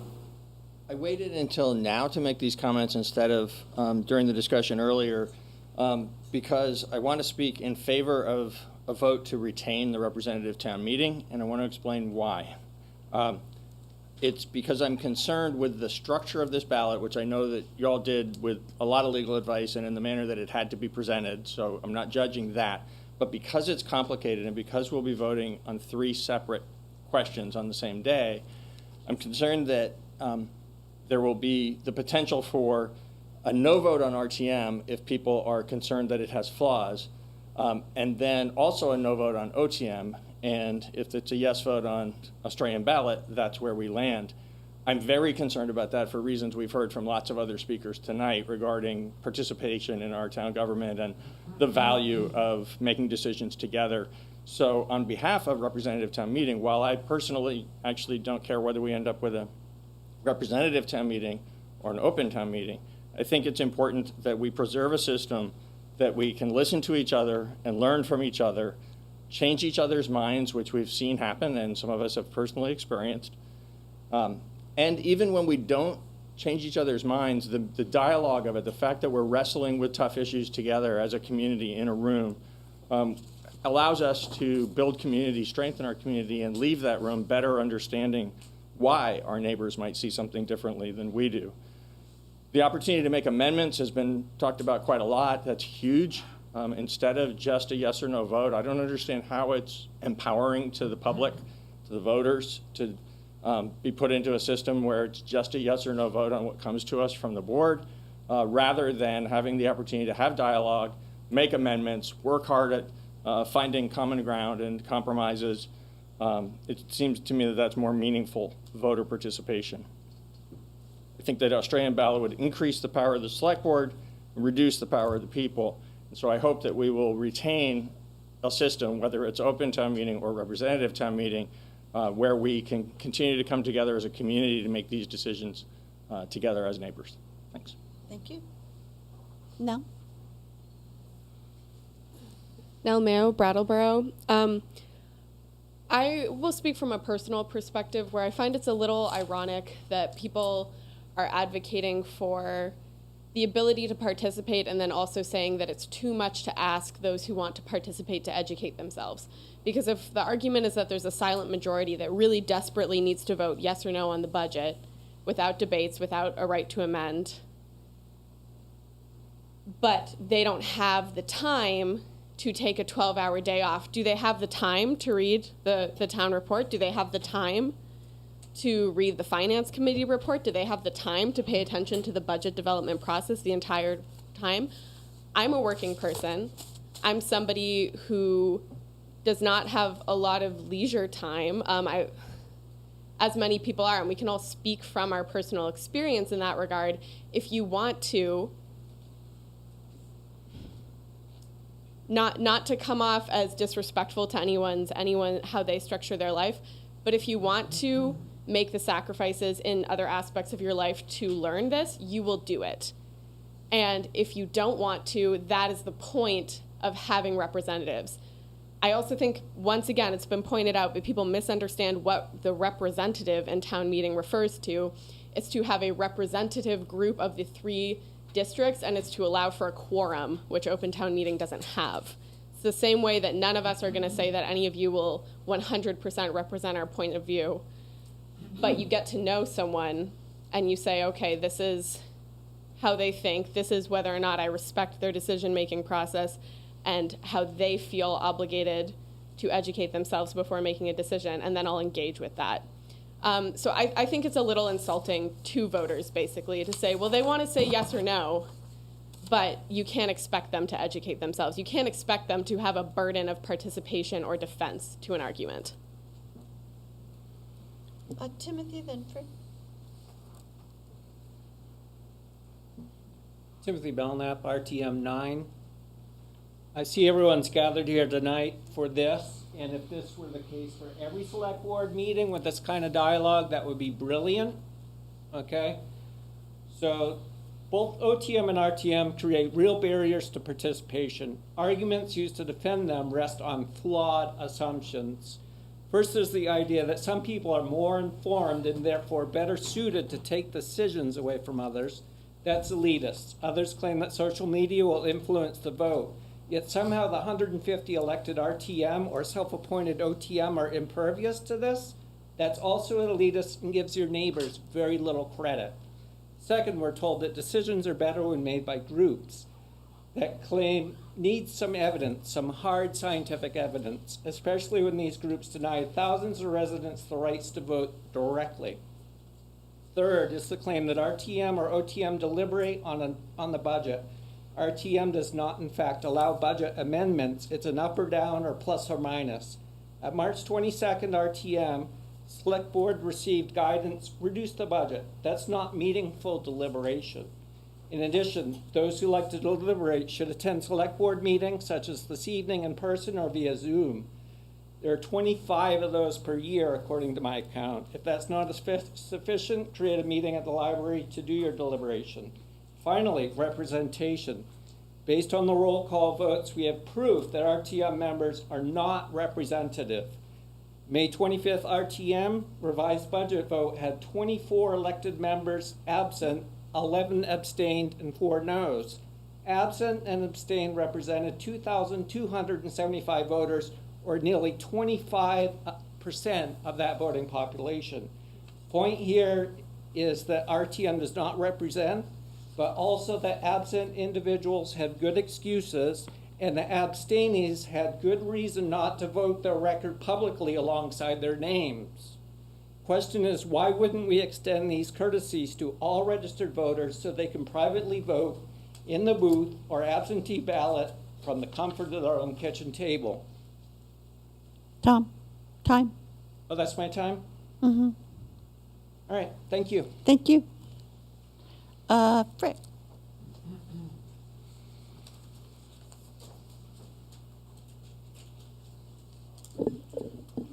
Peter Elwell spoke my mind. State your name, please. Frick Sprite, District 9 Rep.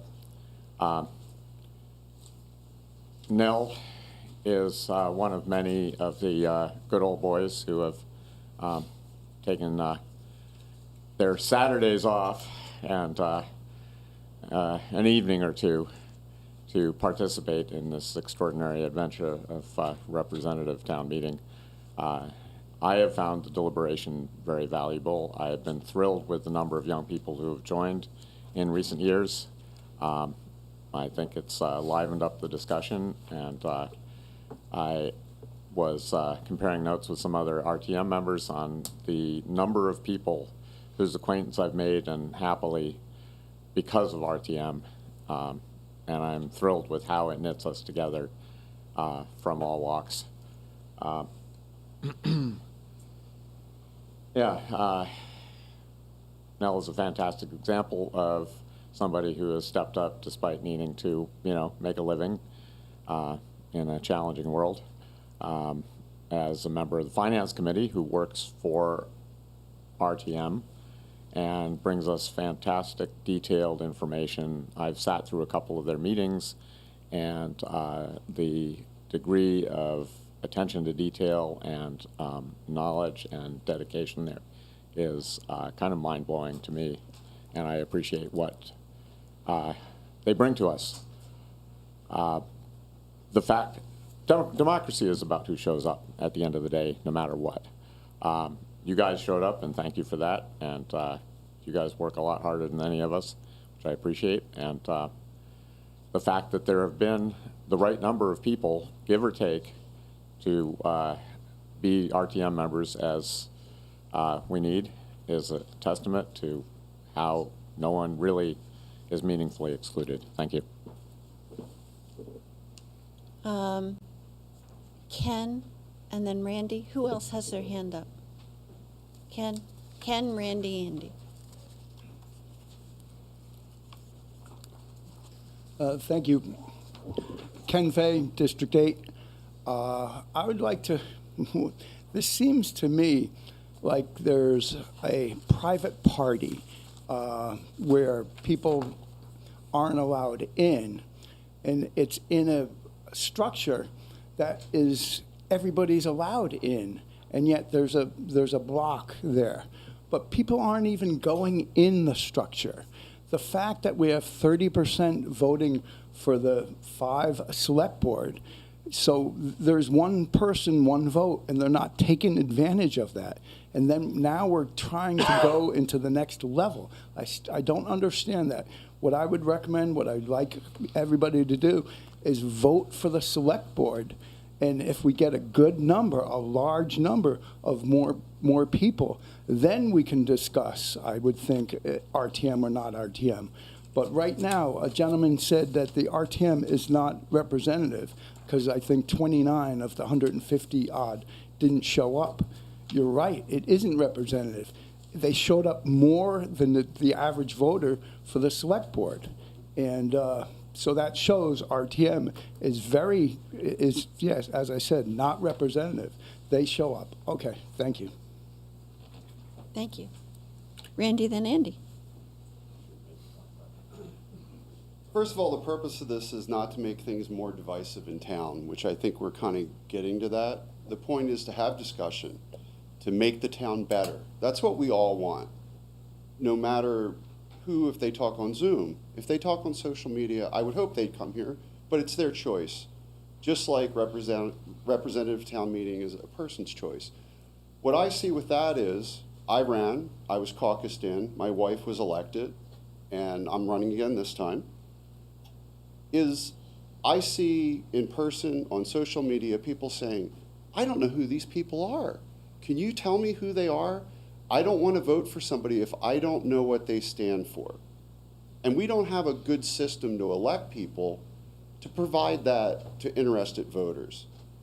So that's one reason I don't think RTM should continue. We should go to Australian ballot. I think it is flawed. And I do agree with other people that said a lot of things are flawed and not perfect. But it's our job as citizens to vote for what we think we can make better. And I think Australian ballot can do that with modifications, with people's continued input to say, we need more informational meetings, we need this. And if it is a thing where we could have a town meeting a day before, a week before, whatever the law says or whatever we decide, then let's figure out how to do that someday.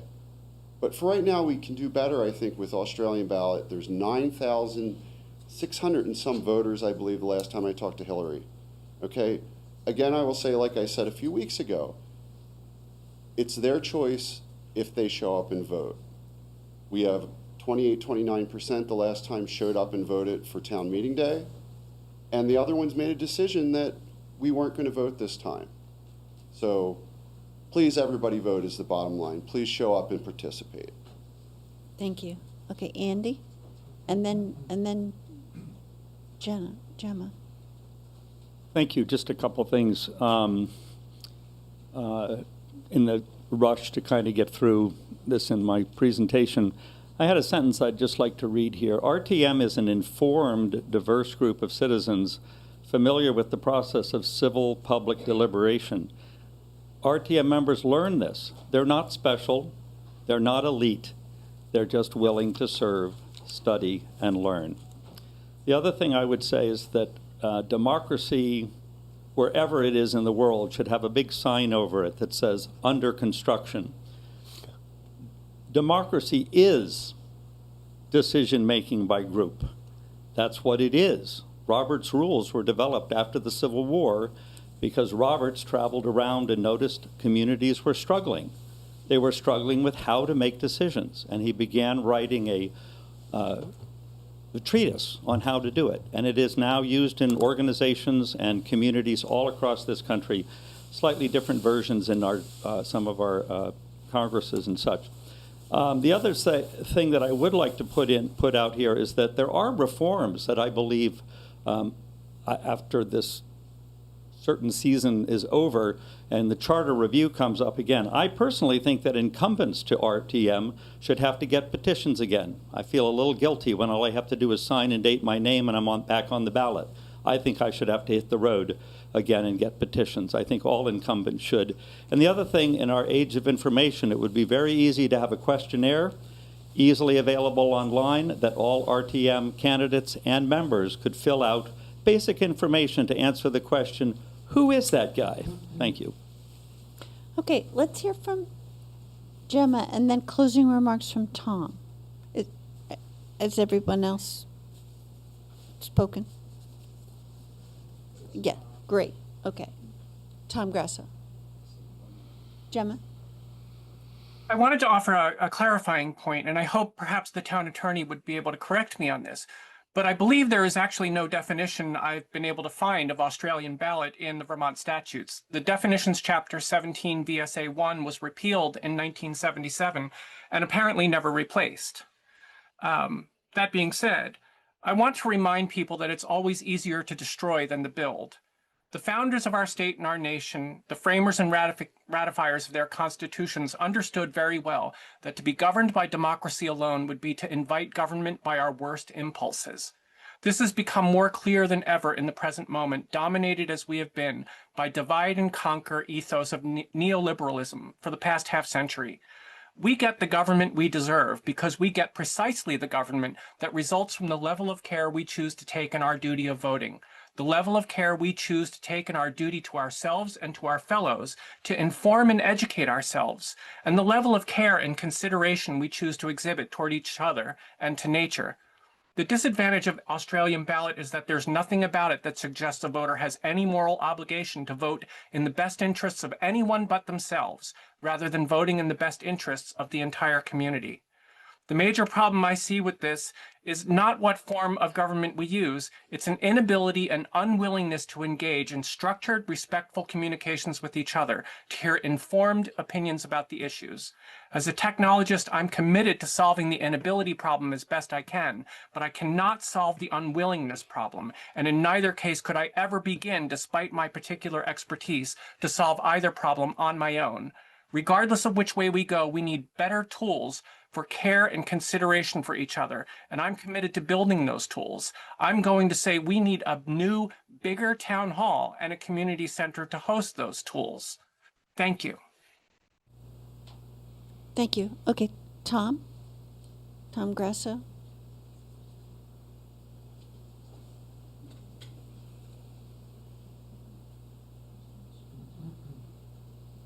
Hello? Yep. Can you hear me? Can hear you. Yeah, I think they had me turned up. Thanks. You know, it's interesting. I heard a lot about we, the community, tonight when we're talking about a one-day meeting in March where 140 people get together. Is that really the Brattleboro community? I don't think it is.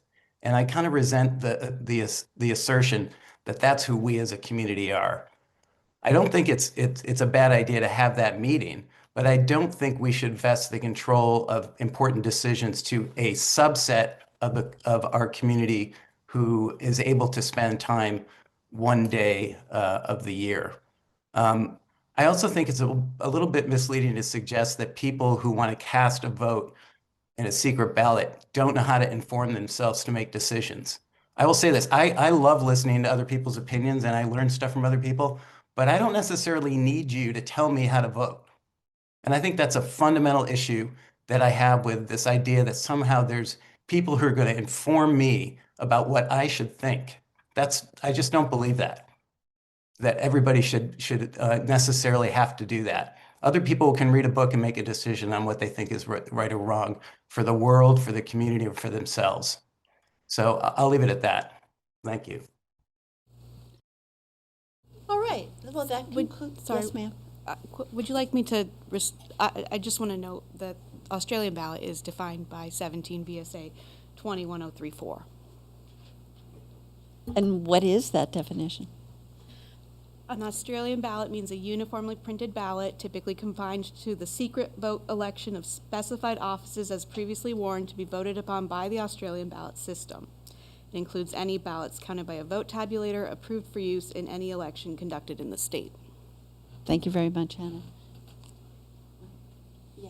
Okay, I want to thank everyone for this discussion and the previous one, and you know, let's all practice democracy in the way we see fit. And we'll take a break for 5 minutes, and then we'll go on with our alcohol and tobacco discussion, which I'm sure you're all interested in staying for.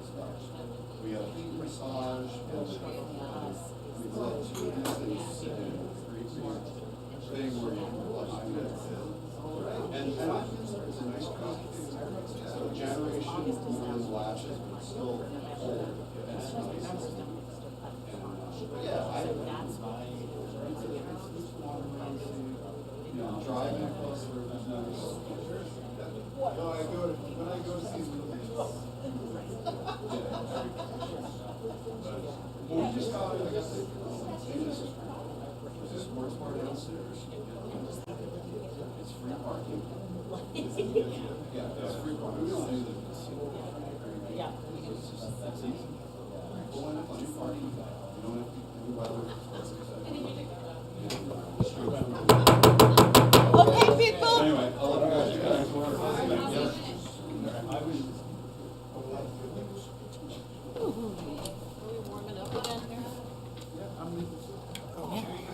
Just turn the heat on. Okay. Did everybody leave Zoom too? I feel special. Well, let me just say that the crowd has thinned out. What? But online, we still have lots of people. There's lots. But I'm very happy to welcome this Liquor and Tobacco Authority and Process discussion. And we have the town attorney and the town clerk. And so please let me welcome you and state your name and give your presentation. Thank you. Hillary Francis, town clerk. And Clarice, town attorney. And I know that there's been lots of liquor and tobacco licenses that have come across your desks. And we thought it might be helpful to just sort of go over both an overview of the process of what happens when these liquor and tobacco licenses and permits, the applications get submitted, and what happens from that time before it gets sent to you all. So I will cover that, and then Hannah will cover sort of what authority you all have as local liquor and tobacco commissioners. And I think that with the process, part of the presentation is what we currently do, and then if there are things that you would like to see changed in the process, we're certainly welcome to that as well. So when a business applies for a liquor or tobacco license or permit, they submit their application through the Department of Liquor and Lotteries portal. It's an online portal. It has to be done through that. They have to have an account. They can no longer do paper, which they used to be able to do a few years ago. Once they apply and indicate what town the event or their business is in, that immediately triggers an email to come to me and my staff, alerting us to the fact that there's an application waiting for our review. If local payment is due, depending on what type of license it is, they must submit that directly to the town clerk's office. They can drop off cash, they can mail or drop off a check, or they can pay online through our website with a credit card. Once the application and payment are received, the town clerk's office distributes a copy of the application to the following departments for their approval or concerns. I'll just sort of going to go through what each of those departments look for. So we send it to the police department. They look for safety concerns, parking concerns, any convictions that are on the application. While we can see if there's a conviction on the application in our office, we can't drill in. We can't click on the link and get that information. We're not privy to that. We send it to the fire department. They also look for safety. They look to make sure that their certificate of occupancy, are the sprinklers working, things along those lines. Our planning department looks for any zoning concerns or any past violations. Our assessor's office looks to make sure that they have a current business license and they're not delinquent on that. Our finance department looks to make sure there are no delinquent taxes, utilities, or loans. And then occasionally we will also send to the Recreation and Parks Department if it's on one of their properties. So sometimes there will be a liquor permit that's happening at West River Park or Memorial Park. So they're making sure that rental of space and everything that they need is done. We'll send it to Public Works periodically for them to look at overall safety, electricity needs, things like that. And the town manager's office always gets these, and they'll look at the overall picture. Is there an open meeting permit required? For outside consumption permit on town-owned sidewalks, they need to sign off on. And then building a positive community, Cassandra Holloway is always included as well, and she'll chime in if there are violations or lapses in required education. She has visibility to that, which we don't necessarily have direct visibility to. If this is a new license or permit application, the town clerk's office will also inquire with the applicant if they currently or have ever held another liquor or tobacco license in the state or out of the state under the current name or under another name. And then when we send this out to all the departments, if there are any concerns from any of those folks, we'll try to work it out between those departments and the applicant before it ever comes to your desk, right? So if there's a new business that doesn't have a certificate of occupancy yet, we'll make sure that they have that and that the fire department signs off before we send it up to you, before it makes it to your meeting. And so we try to coordinate all of that in advance. The ordinance states that the applicant is required to come before you if there have been 2 violations or more in the past licensing year. You can always request that they come even if that's not the case, but we will highlight in the memo if there are violations, how many violations, and what that looks like so that you all can make that decision. But if there's more than 2, that'll come to you. And if there are any concerns that we couldn't figure out and coordinate beforehand, we would highlight that in the memo as well. And then, so once the select board, acting as the liquor and tobacco commissioners, approves the application during your meeting, we as the town clerk's office then approve the applications in the Department of Liquor and Lotteries portal, which triggers the state payment directly through the portal from the applicant. So they pay us, then we get all the approvals, you approve, and then that happens. And then the Department of Liquor and Lottery looks at things like education certificates, health licenses, violations, things like that. And they will not approve the license on their end if the applicant is not up to date on those things.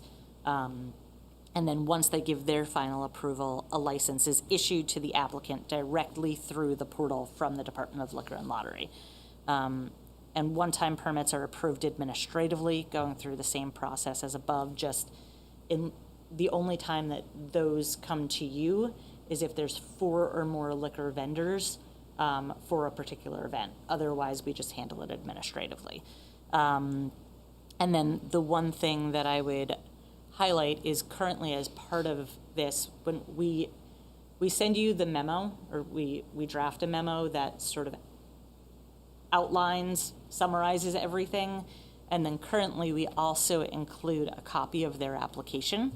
But we don't do that when, it used to be that liquor license renewals all happened at the same time. And a few years ago, they changed that to be, it's a year from the time that they applied. So when we have the bulk of our renewals that will come up in May, we just send you a report of all of the businesses that are renewing their liquor licenses with a summary of what types of licenses are their violations. It includes their address. So that would be a question that I'd have for you all is the application useful? It's not something that we need to send up, but we do for the one-offs, we don't for the bulk. So if you want me to keep doing that, I will. If you want me to stop because it's not useful, it can save paper. So, and then any other suggestions or questions, I'm happy to answer. I'm happy to pass it over to Hannah. Do you Great. want to address this part first, or would you like me to I'd speak like to about the hear from role? you, Okay. if I may, Hannah, and then we'll gather our questions. So your authority to issue liquor licenses is in your role as the local liquor control commission, which is separate from your role as the select board, though the select board is the local liquor control commission in Brattleboro anyway. When you're acting as local liquor control commissioners, you are subordinate to and acting on behalf of the state, not the town. You are an entity of the Department of Liquor and Lotto under the authority of the Liquor Control Commission. So you are obligated to administer the rules of the Liquor Control Board in that role. You have a duty to ensure that liquor licenses are only issued to those who are qualified to hold them, and you do have some discretionary authority to deny a liquor license on the basis of information that's available to you, and as long as that decision is not arbitrary or capricious. And it has to be made in good faith and with a view to advancing the purpose and policies of the laws. So you can deny a license as long as there's sufficient evidence to do so, and there is a good faith reason to do so. And you're also allowed to condition a liquor license on compliance with any of the duly adopted ordinances, which mostly concern entertainment or public nuisance. So you can put conditions on for things that are in ordinances. And with regard to tobacco licenses, there is no there's no tobacco commissioners locally. Under state statute, applicants are required to submit their applications to the municipality and pay the fees to the municipality, but we're basically just a pass-through to the state. The state has the ultimate authority to issue tobacco licenses, and there's no discretion. And the money that we get paid for that application goes directly to the state. And I'll just, if I may, we actually don't collect any money for tobacco licenses. That they changed their process, I think, without changing statute, in that all the money goes directly to the state. It no longer comes to us. We used to collect it and have to send it to them. And I believe that, especially if a tobacco license is in conjunction with a liquor license, there's no fee at all, I believe. Is that correct? Yeah, I think it's getting looked at right now for the Yeah. new bill, and it's congregated. So you have authority to issue liquor licenses with some level of discretion, but you are acting under the regulations and statutes that apply to liquor control and not the town, except that you can put conditions on based on ordinances at the town level. Okay, that's it? Yes. Thank you very much. Colleagues? Comments? Oscar? Yeah, a couple questions, thank you. Hillary, your question about applications, I mean, I don't feel strongly either way, but this is an area where, goes through so many different departments. I would happily just get the memo with the recommendation, but don't feel strongly. Hannah, when you're talking about it can't be a capricious decision for a liquor license, so I assume that I couldn't say, I think we should deny this one because I'm not feeling it, right? That would be capricious. Yes. If I just said, if I said I personally don't drink and I think it's bad, so I vote to deny every liquor license. What about that? Yes. Capricious or permitted, do you mean? Arbitrary. That's not made with the purpose and policy of the law. Okay. So that wouldn't be advancing the purpose and policy of the liquor control laws. And then what if instead I said, yeah, I think there's too much drinking in this town and people are out partying all the time and I don't think we need any more places that sell liquor? I mean, I think that's really more of a, like another First Amendment debate. Well, that's why I'm sort of wondering. So and Hannah's the attorney, she can certainly correct me if I'm wrong, but I think that would be where the ordinance piece comes in, right? If you passed an ordinance that said, on this street or on these streets, there's no liquor to be sold or served. Or between these hours, or, you know, we're gonna be a dry town and we're not gonna do this at all, you could pass an ordinance and do it that way. But I don't think that you could say, you know, there's too much alcohol, so we're gonna approve this one, but not approve this one. You could say, in an ordinance, we're only approving 60, 20, whatever number. I know that other states do that, where it's you're only allowed X number of liquor licenses in town. So I believe that you could do that through ordinance, and once there's an ordinance, then you have that to fall back on. But I don't think that you can approve some, not approve others, just because that's what you feel like doing. You can place restrictions through zoning and ordinances on where and when and things like that, but you can't just say, I think there's too many bars in town. Right. Okay, so generally, when we get to the point where there's a liquor license in front of us, it sounds like more or less we need to approve it. And if we want to approve liquor licenses differently, we want to take some more official step first, such as an ordinance. Is that You broadly? don't need to approve it if someone had a bunch of violations. Right, but if it was a clean application, generally we want some other step first. Right, you would need some sort of justification for denying it. Okay. I would say especially because we've gone through the vetting process to make sure that they have their business license Right. and they're not delinquent, and, right, like, we've sort of done a lot of that work for you. Okay.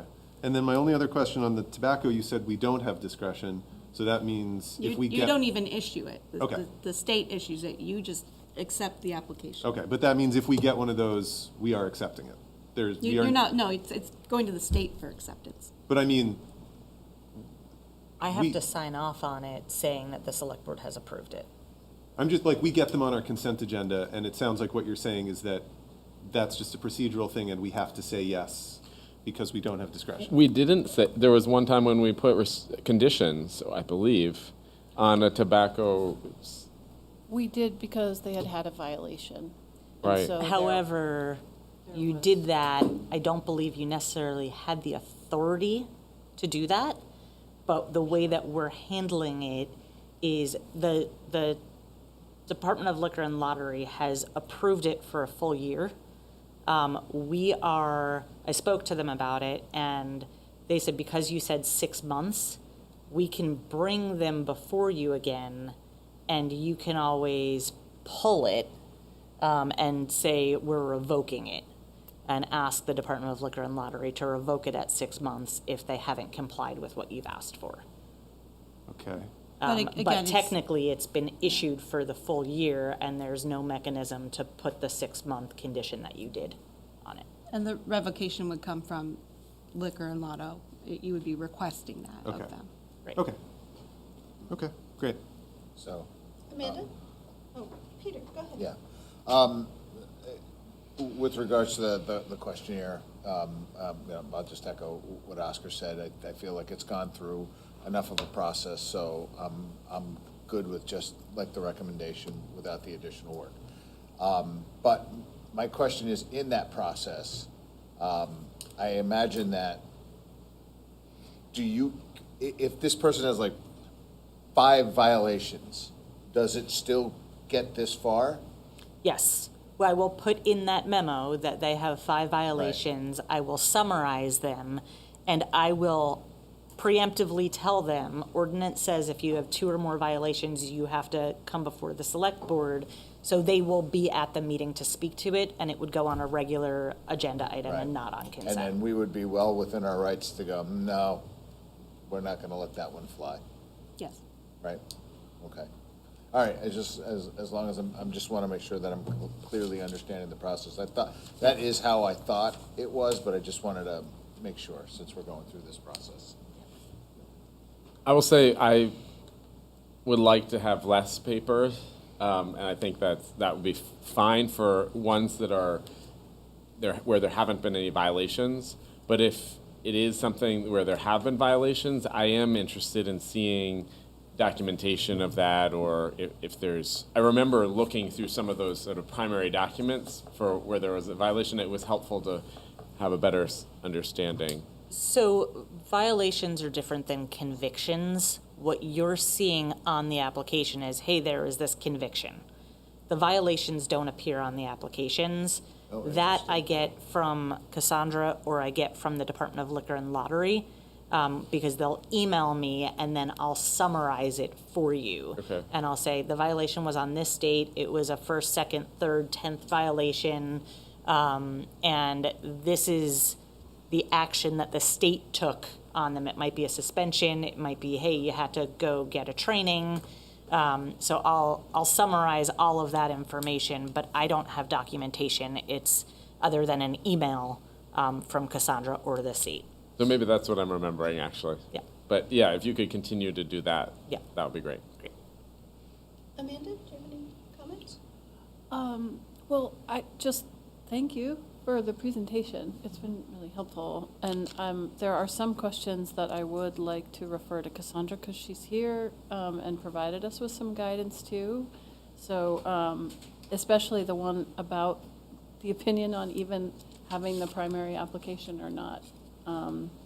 Just because there is a lot of information, and as new select board members, we're not really quite sure of what we're seeing. So, yeah. Okay, so my turn. First of all, I just want to say that not having to convene and adjourn as liquor commissioners is fantastic. I would always forget the word adjourn, and then people would have to remind me, and it was a big pain in the ass. But anyway, also, I think the standard, it's not just capricious, it's arbitrary and reasonable and capricious, right? And don't some lawyers spend their lives debating those issues, so. So it's upon the basis of any knowledge or information available, so long as it is not arbitrary or capricious, but is made in good faith and with a view of advancing the policy and purpose of the law. Great. So arbitrary or capricious. Thank you. I suppose it could be and. We can split all the hairs we want about those two. It doesn't have to be both. Okay, great. And then I just remember, we had a liquor license and I guess entertainment license that we wanted to control the timing of. And then we learned that we can't about the liquor part, that we could about the entertainment part. And so that was a piece of knowledge that we were happy to have. But at the same time, shocking that every liquor license lasts from such and such a time, like 8 o'clock in the morning to 1 o'clock at night. Or tell me, do you know, Hillary, what that is? I don't remember if it's 1 or 2 a.m. Yeah, I think maybe it was 2. I think it's 2. Anyway, 8 to 2. Yeah. 8 to 2. So I was a restaurant that manager previously. that piece of information is interesting and very surprising to all of us on this side of the table. I would say, though, I believe, and correct me if I'm wrong, if you passed an ordinance limiting that, then that would apply to every license holder, but you could limit it that way. Mhm. You just can't do it license by license. Right, we can't do it on a case-by-case basis, just like zoning. Okay, so can I ask you to switch places with Cassandra so we can hear Cassandra? But I would like you to stick around in case there's questions. Absolutely. Thank you.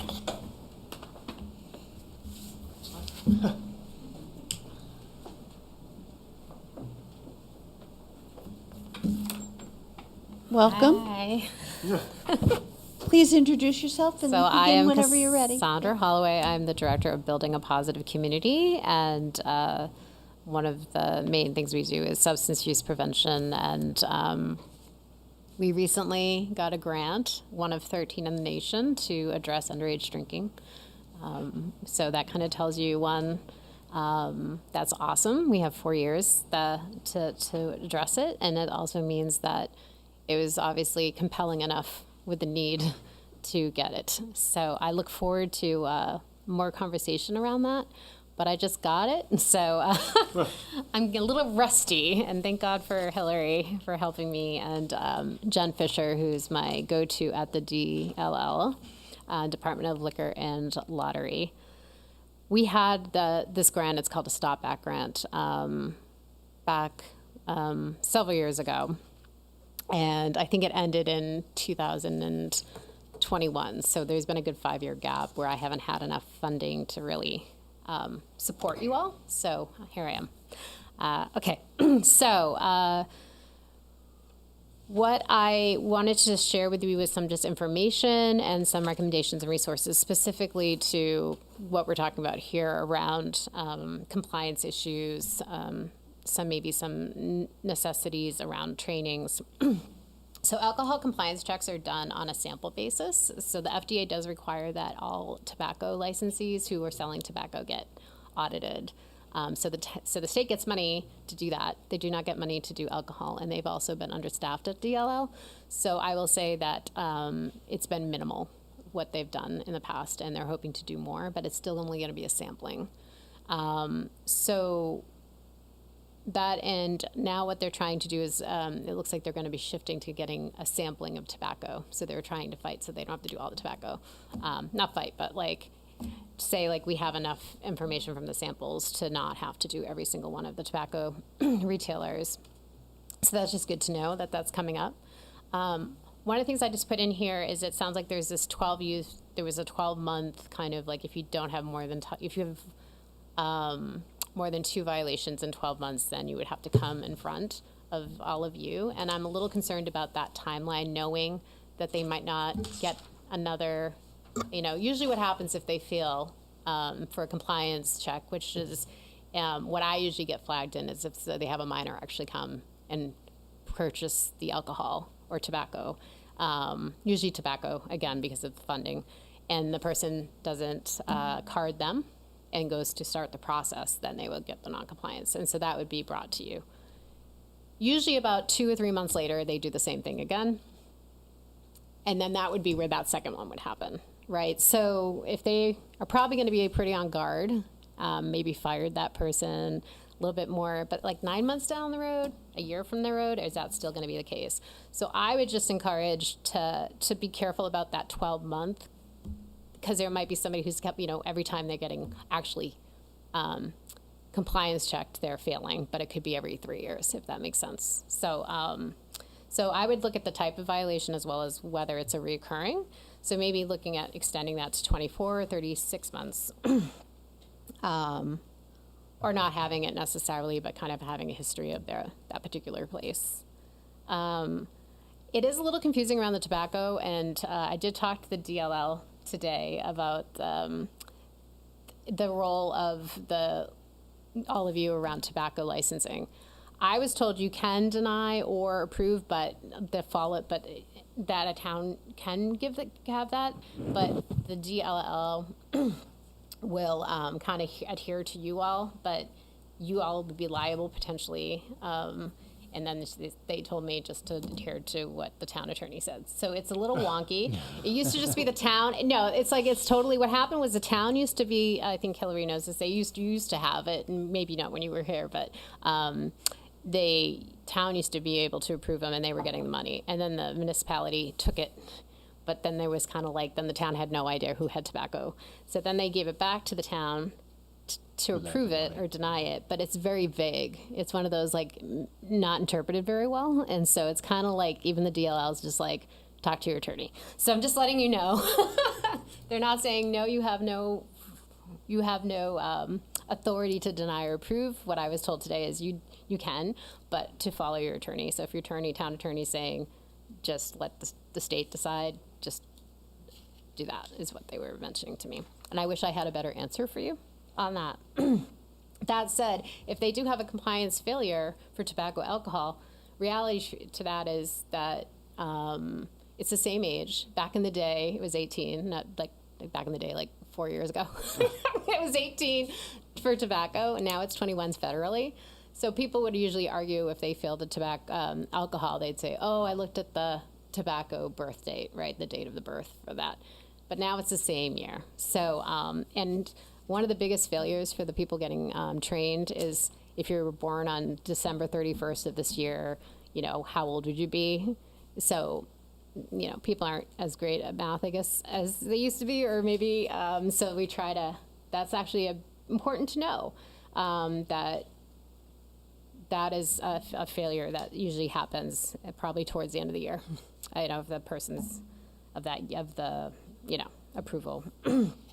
So the other thing I wanted to share with you guys is, we do have some great things that happen in Brattleboro. You have had, you do have the encouragement of the alcohol and tobacco sales policy to have that posted. It's not a requirement, but it is a recommendation. I have provided those to people who have tobacco or liquor licenses, but it's not a. We used to require people's had it signed every year because it's like, does it just get collect dust and it's like in somebody's drawer? So that was a pain, and also because everything went to the portal, that was when that got taken off. So now I have them again. I haven't been great at getting that to everybody. I did mail it at one point, but we have new people, so now I'll have more time to provide that and encourage everybody to have it up. You do have the self-assessment tool on your website as well for people to actually make sure that they are kind of seeing how they're doing. So I think this is really about training. This is, let's assume everybody has the best intentions, but they may not have the best practices. So that is available. I also am getting a best practices checklist that I made for event planners, looked at by the DLL, to kind of like make sure that they also, if they're going to have alcohol at their events, have a checklist that they look through. Also want to let people know about the DRAM Act, which is basically if somebody leaves your place of establishment or your home even, and there's been alcohol and somebody gets in an accident that you are held liable. I was at an event where there was a local licensed caterer and they were not carding. There were young people around. It wasn't always attended. I mean, he's at the table most of the time, but if he had to pee or something, there was nobody there. There were people leaving intoxicated, and this person hired them to be responsible. So I did talk to the DLL, and they said, you could file a complaint. So just to be aware that if somebody's even having a private party, if they're hiring somebody to, that they should be adhering to what they would do at a bar or a restaurant. But that's just something I think we need to let people know. And to hold the caterers accountable to as well. And back to the failed compliance checks, there is the online staff training, so you could require that could be done anytime.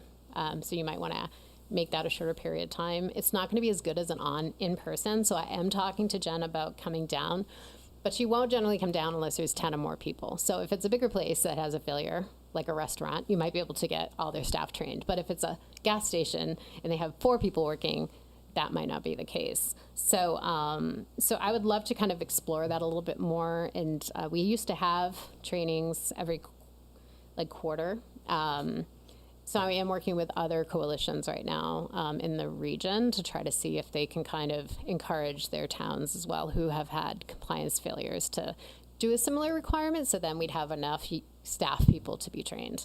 The other thing is for you all is you maybe want to do that online training just to understand what that, what it looks like to be a seller or a server.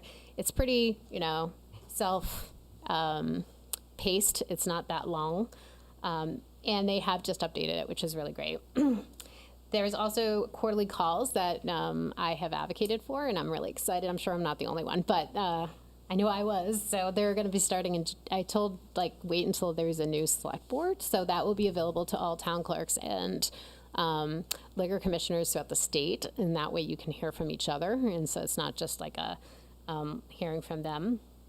There's also a big training happening on March 11th for retailers mostly, or licensees, but they will have some stuff around licensing that might be interesting. So if one of you could go up there, I'll be there. I'll get whatever I can get, but if one of you wanted to go, that would be super. And then also, she's open to, I was asked, somebody mentioned that there's a training for you all from the League of City and Towns and Cities, Cities and Towns, sorry. It's late. They're open to having a training then for a select board. So if that's something you want to advocate for, they're definitely up for it, kind of getting put in as a part of that. And it would just be condensed. Obviously, you wouldn't need the whole thing. She's also very happy, and again, this is Jen Fisher from the LL, to come down and do just a Q&A with you all. And again, that might be something to coordinate with other towns just to make it a little bit more, hearty. So yeah, I can offer technical assistance. I can offer best practices, especially around handling compliance failures. I can provide resources to retailers. And I did add a little resource in here about bring your own booze, I guess. Is that what that beverages? Booze, really, right? BYOB, there is some information on that, but this link that I shared with you, which is from the Chittenden County Planners, has all of the stuff it has all of it. So you were asking about some of the other questions you had will probably be in there, and a little bit easier to read than the lengthy, legalese that you had earlier. And I would love to come back and talk about alcohol density, because I think this town has a lot, and that would back to the ordinances, that there is ordinances that can be put in place around how much is in one area or how much is per capita. So having 66 is what establishments has always been high for a small community. Even if you look at your surrounding towns, it's still a high percentage per capita per person. So I'd love to come back with some of that data when we have the select board that's going to be here for the next round. So I'm ready for any questions if anybody has anything. Thank you for listening. Well, I just want to thank you, and it's just really nice to know that you're such a good resource for our community. So thank you for that. Thank you. You want to start? Yeah, and to piggyback on that, congrats on the grant that you got. That's you. fantastic. Yeah, I was interested in something that you shared with us around the frequency of calls to the police that were alcohol related. Because we talk a lot about opioids and fentanyl and the violence around that and the harm to our community. But I was interested to hear more, if you could share that with us verbally, about the calls that are related to alcohol. Yeah, so that was actually an article that was in the Commons, so hopefully it's accurate, but it was from Chief Norma Hardy from back in 2024. She had done her data from 2023, and that was literally pulled out what it says. Well, alcohol leads to the list of top 5 drugs involved in incidents investigated by the police. With, at that time, it was in 2023, 265 calls. And the heroin, crack, fentanyl, and cocaine was 334. So combined. So that's just kind of a telling. And then that number ticked up in 2024 to 289 calls. And I haven't gotten the newer data, so that's like some of the data that I'll look into. I'd also like to talk to places like Women's Freedom Center and how much that has been involved, just to kind of get a good sense of how alcohol is kind of impacting folks. And, domestic violence or death even. Vermont is probably one of the highest. We're always highest for like binge drinking, alcohol deaths per capita in Vermont as a state. So we're a high-risk state when it comes to this particular substance. And that's why, again, partly why we got this funding. So. But I'm really excited to dig into that and bring it back to you all, and just to kind of get a better sense of what's happening with data, and what can be done about it. This is really helpful, and along with the presentation earlier by the town attorney and town clerk, just because I think a couple of us were asking a lot of questions looking at these applications and thinking, it's just helpful to understand where we could potentially make a difference. Yeah, thank you. Yeah. I'm really, this is like one of those things like, I'm sure you're all like, oh, this is part of my job. That's why I'm really happy to be able to get any questions. If you want to just direct them through me, I can get numbers, I can get, where the closest trainings are.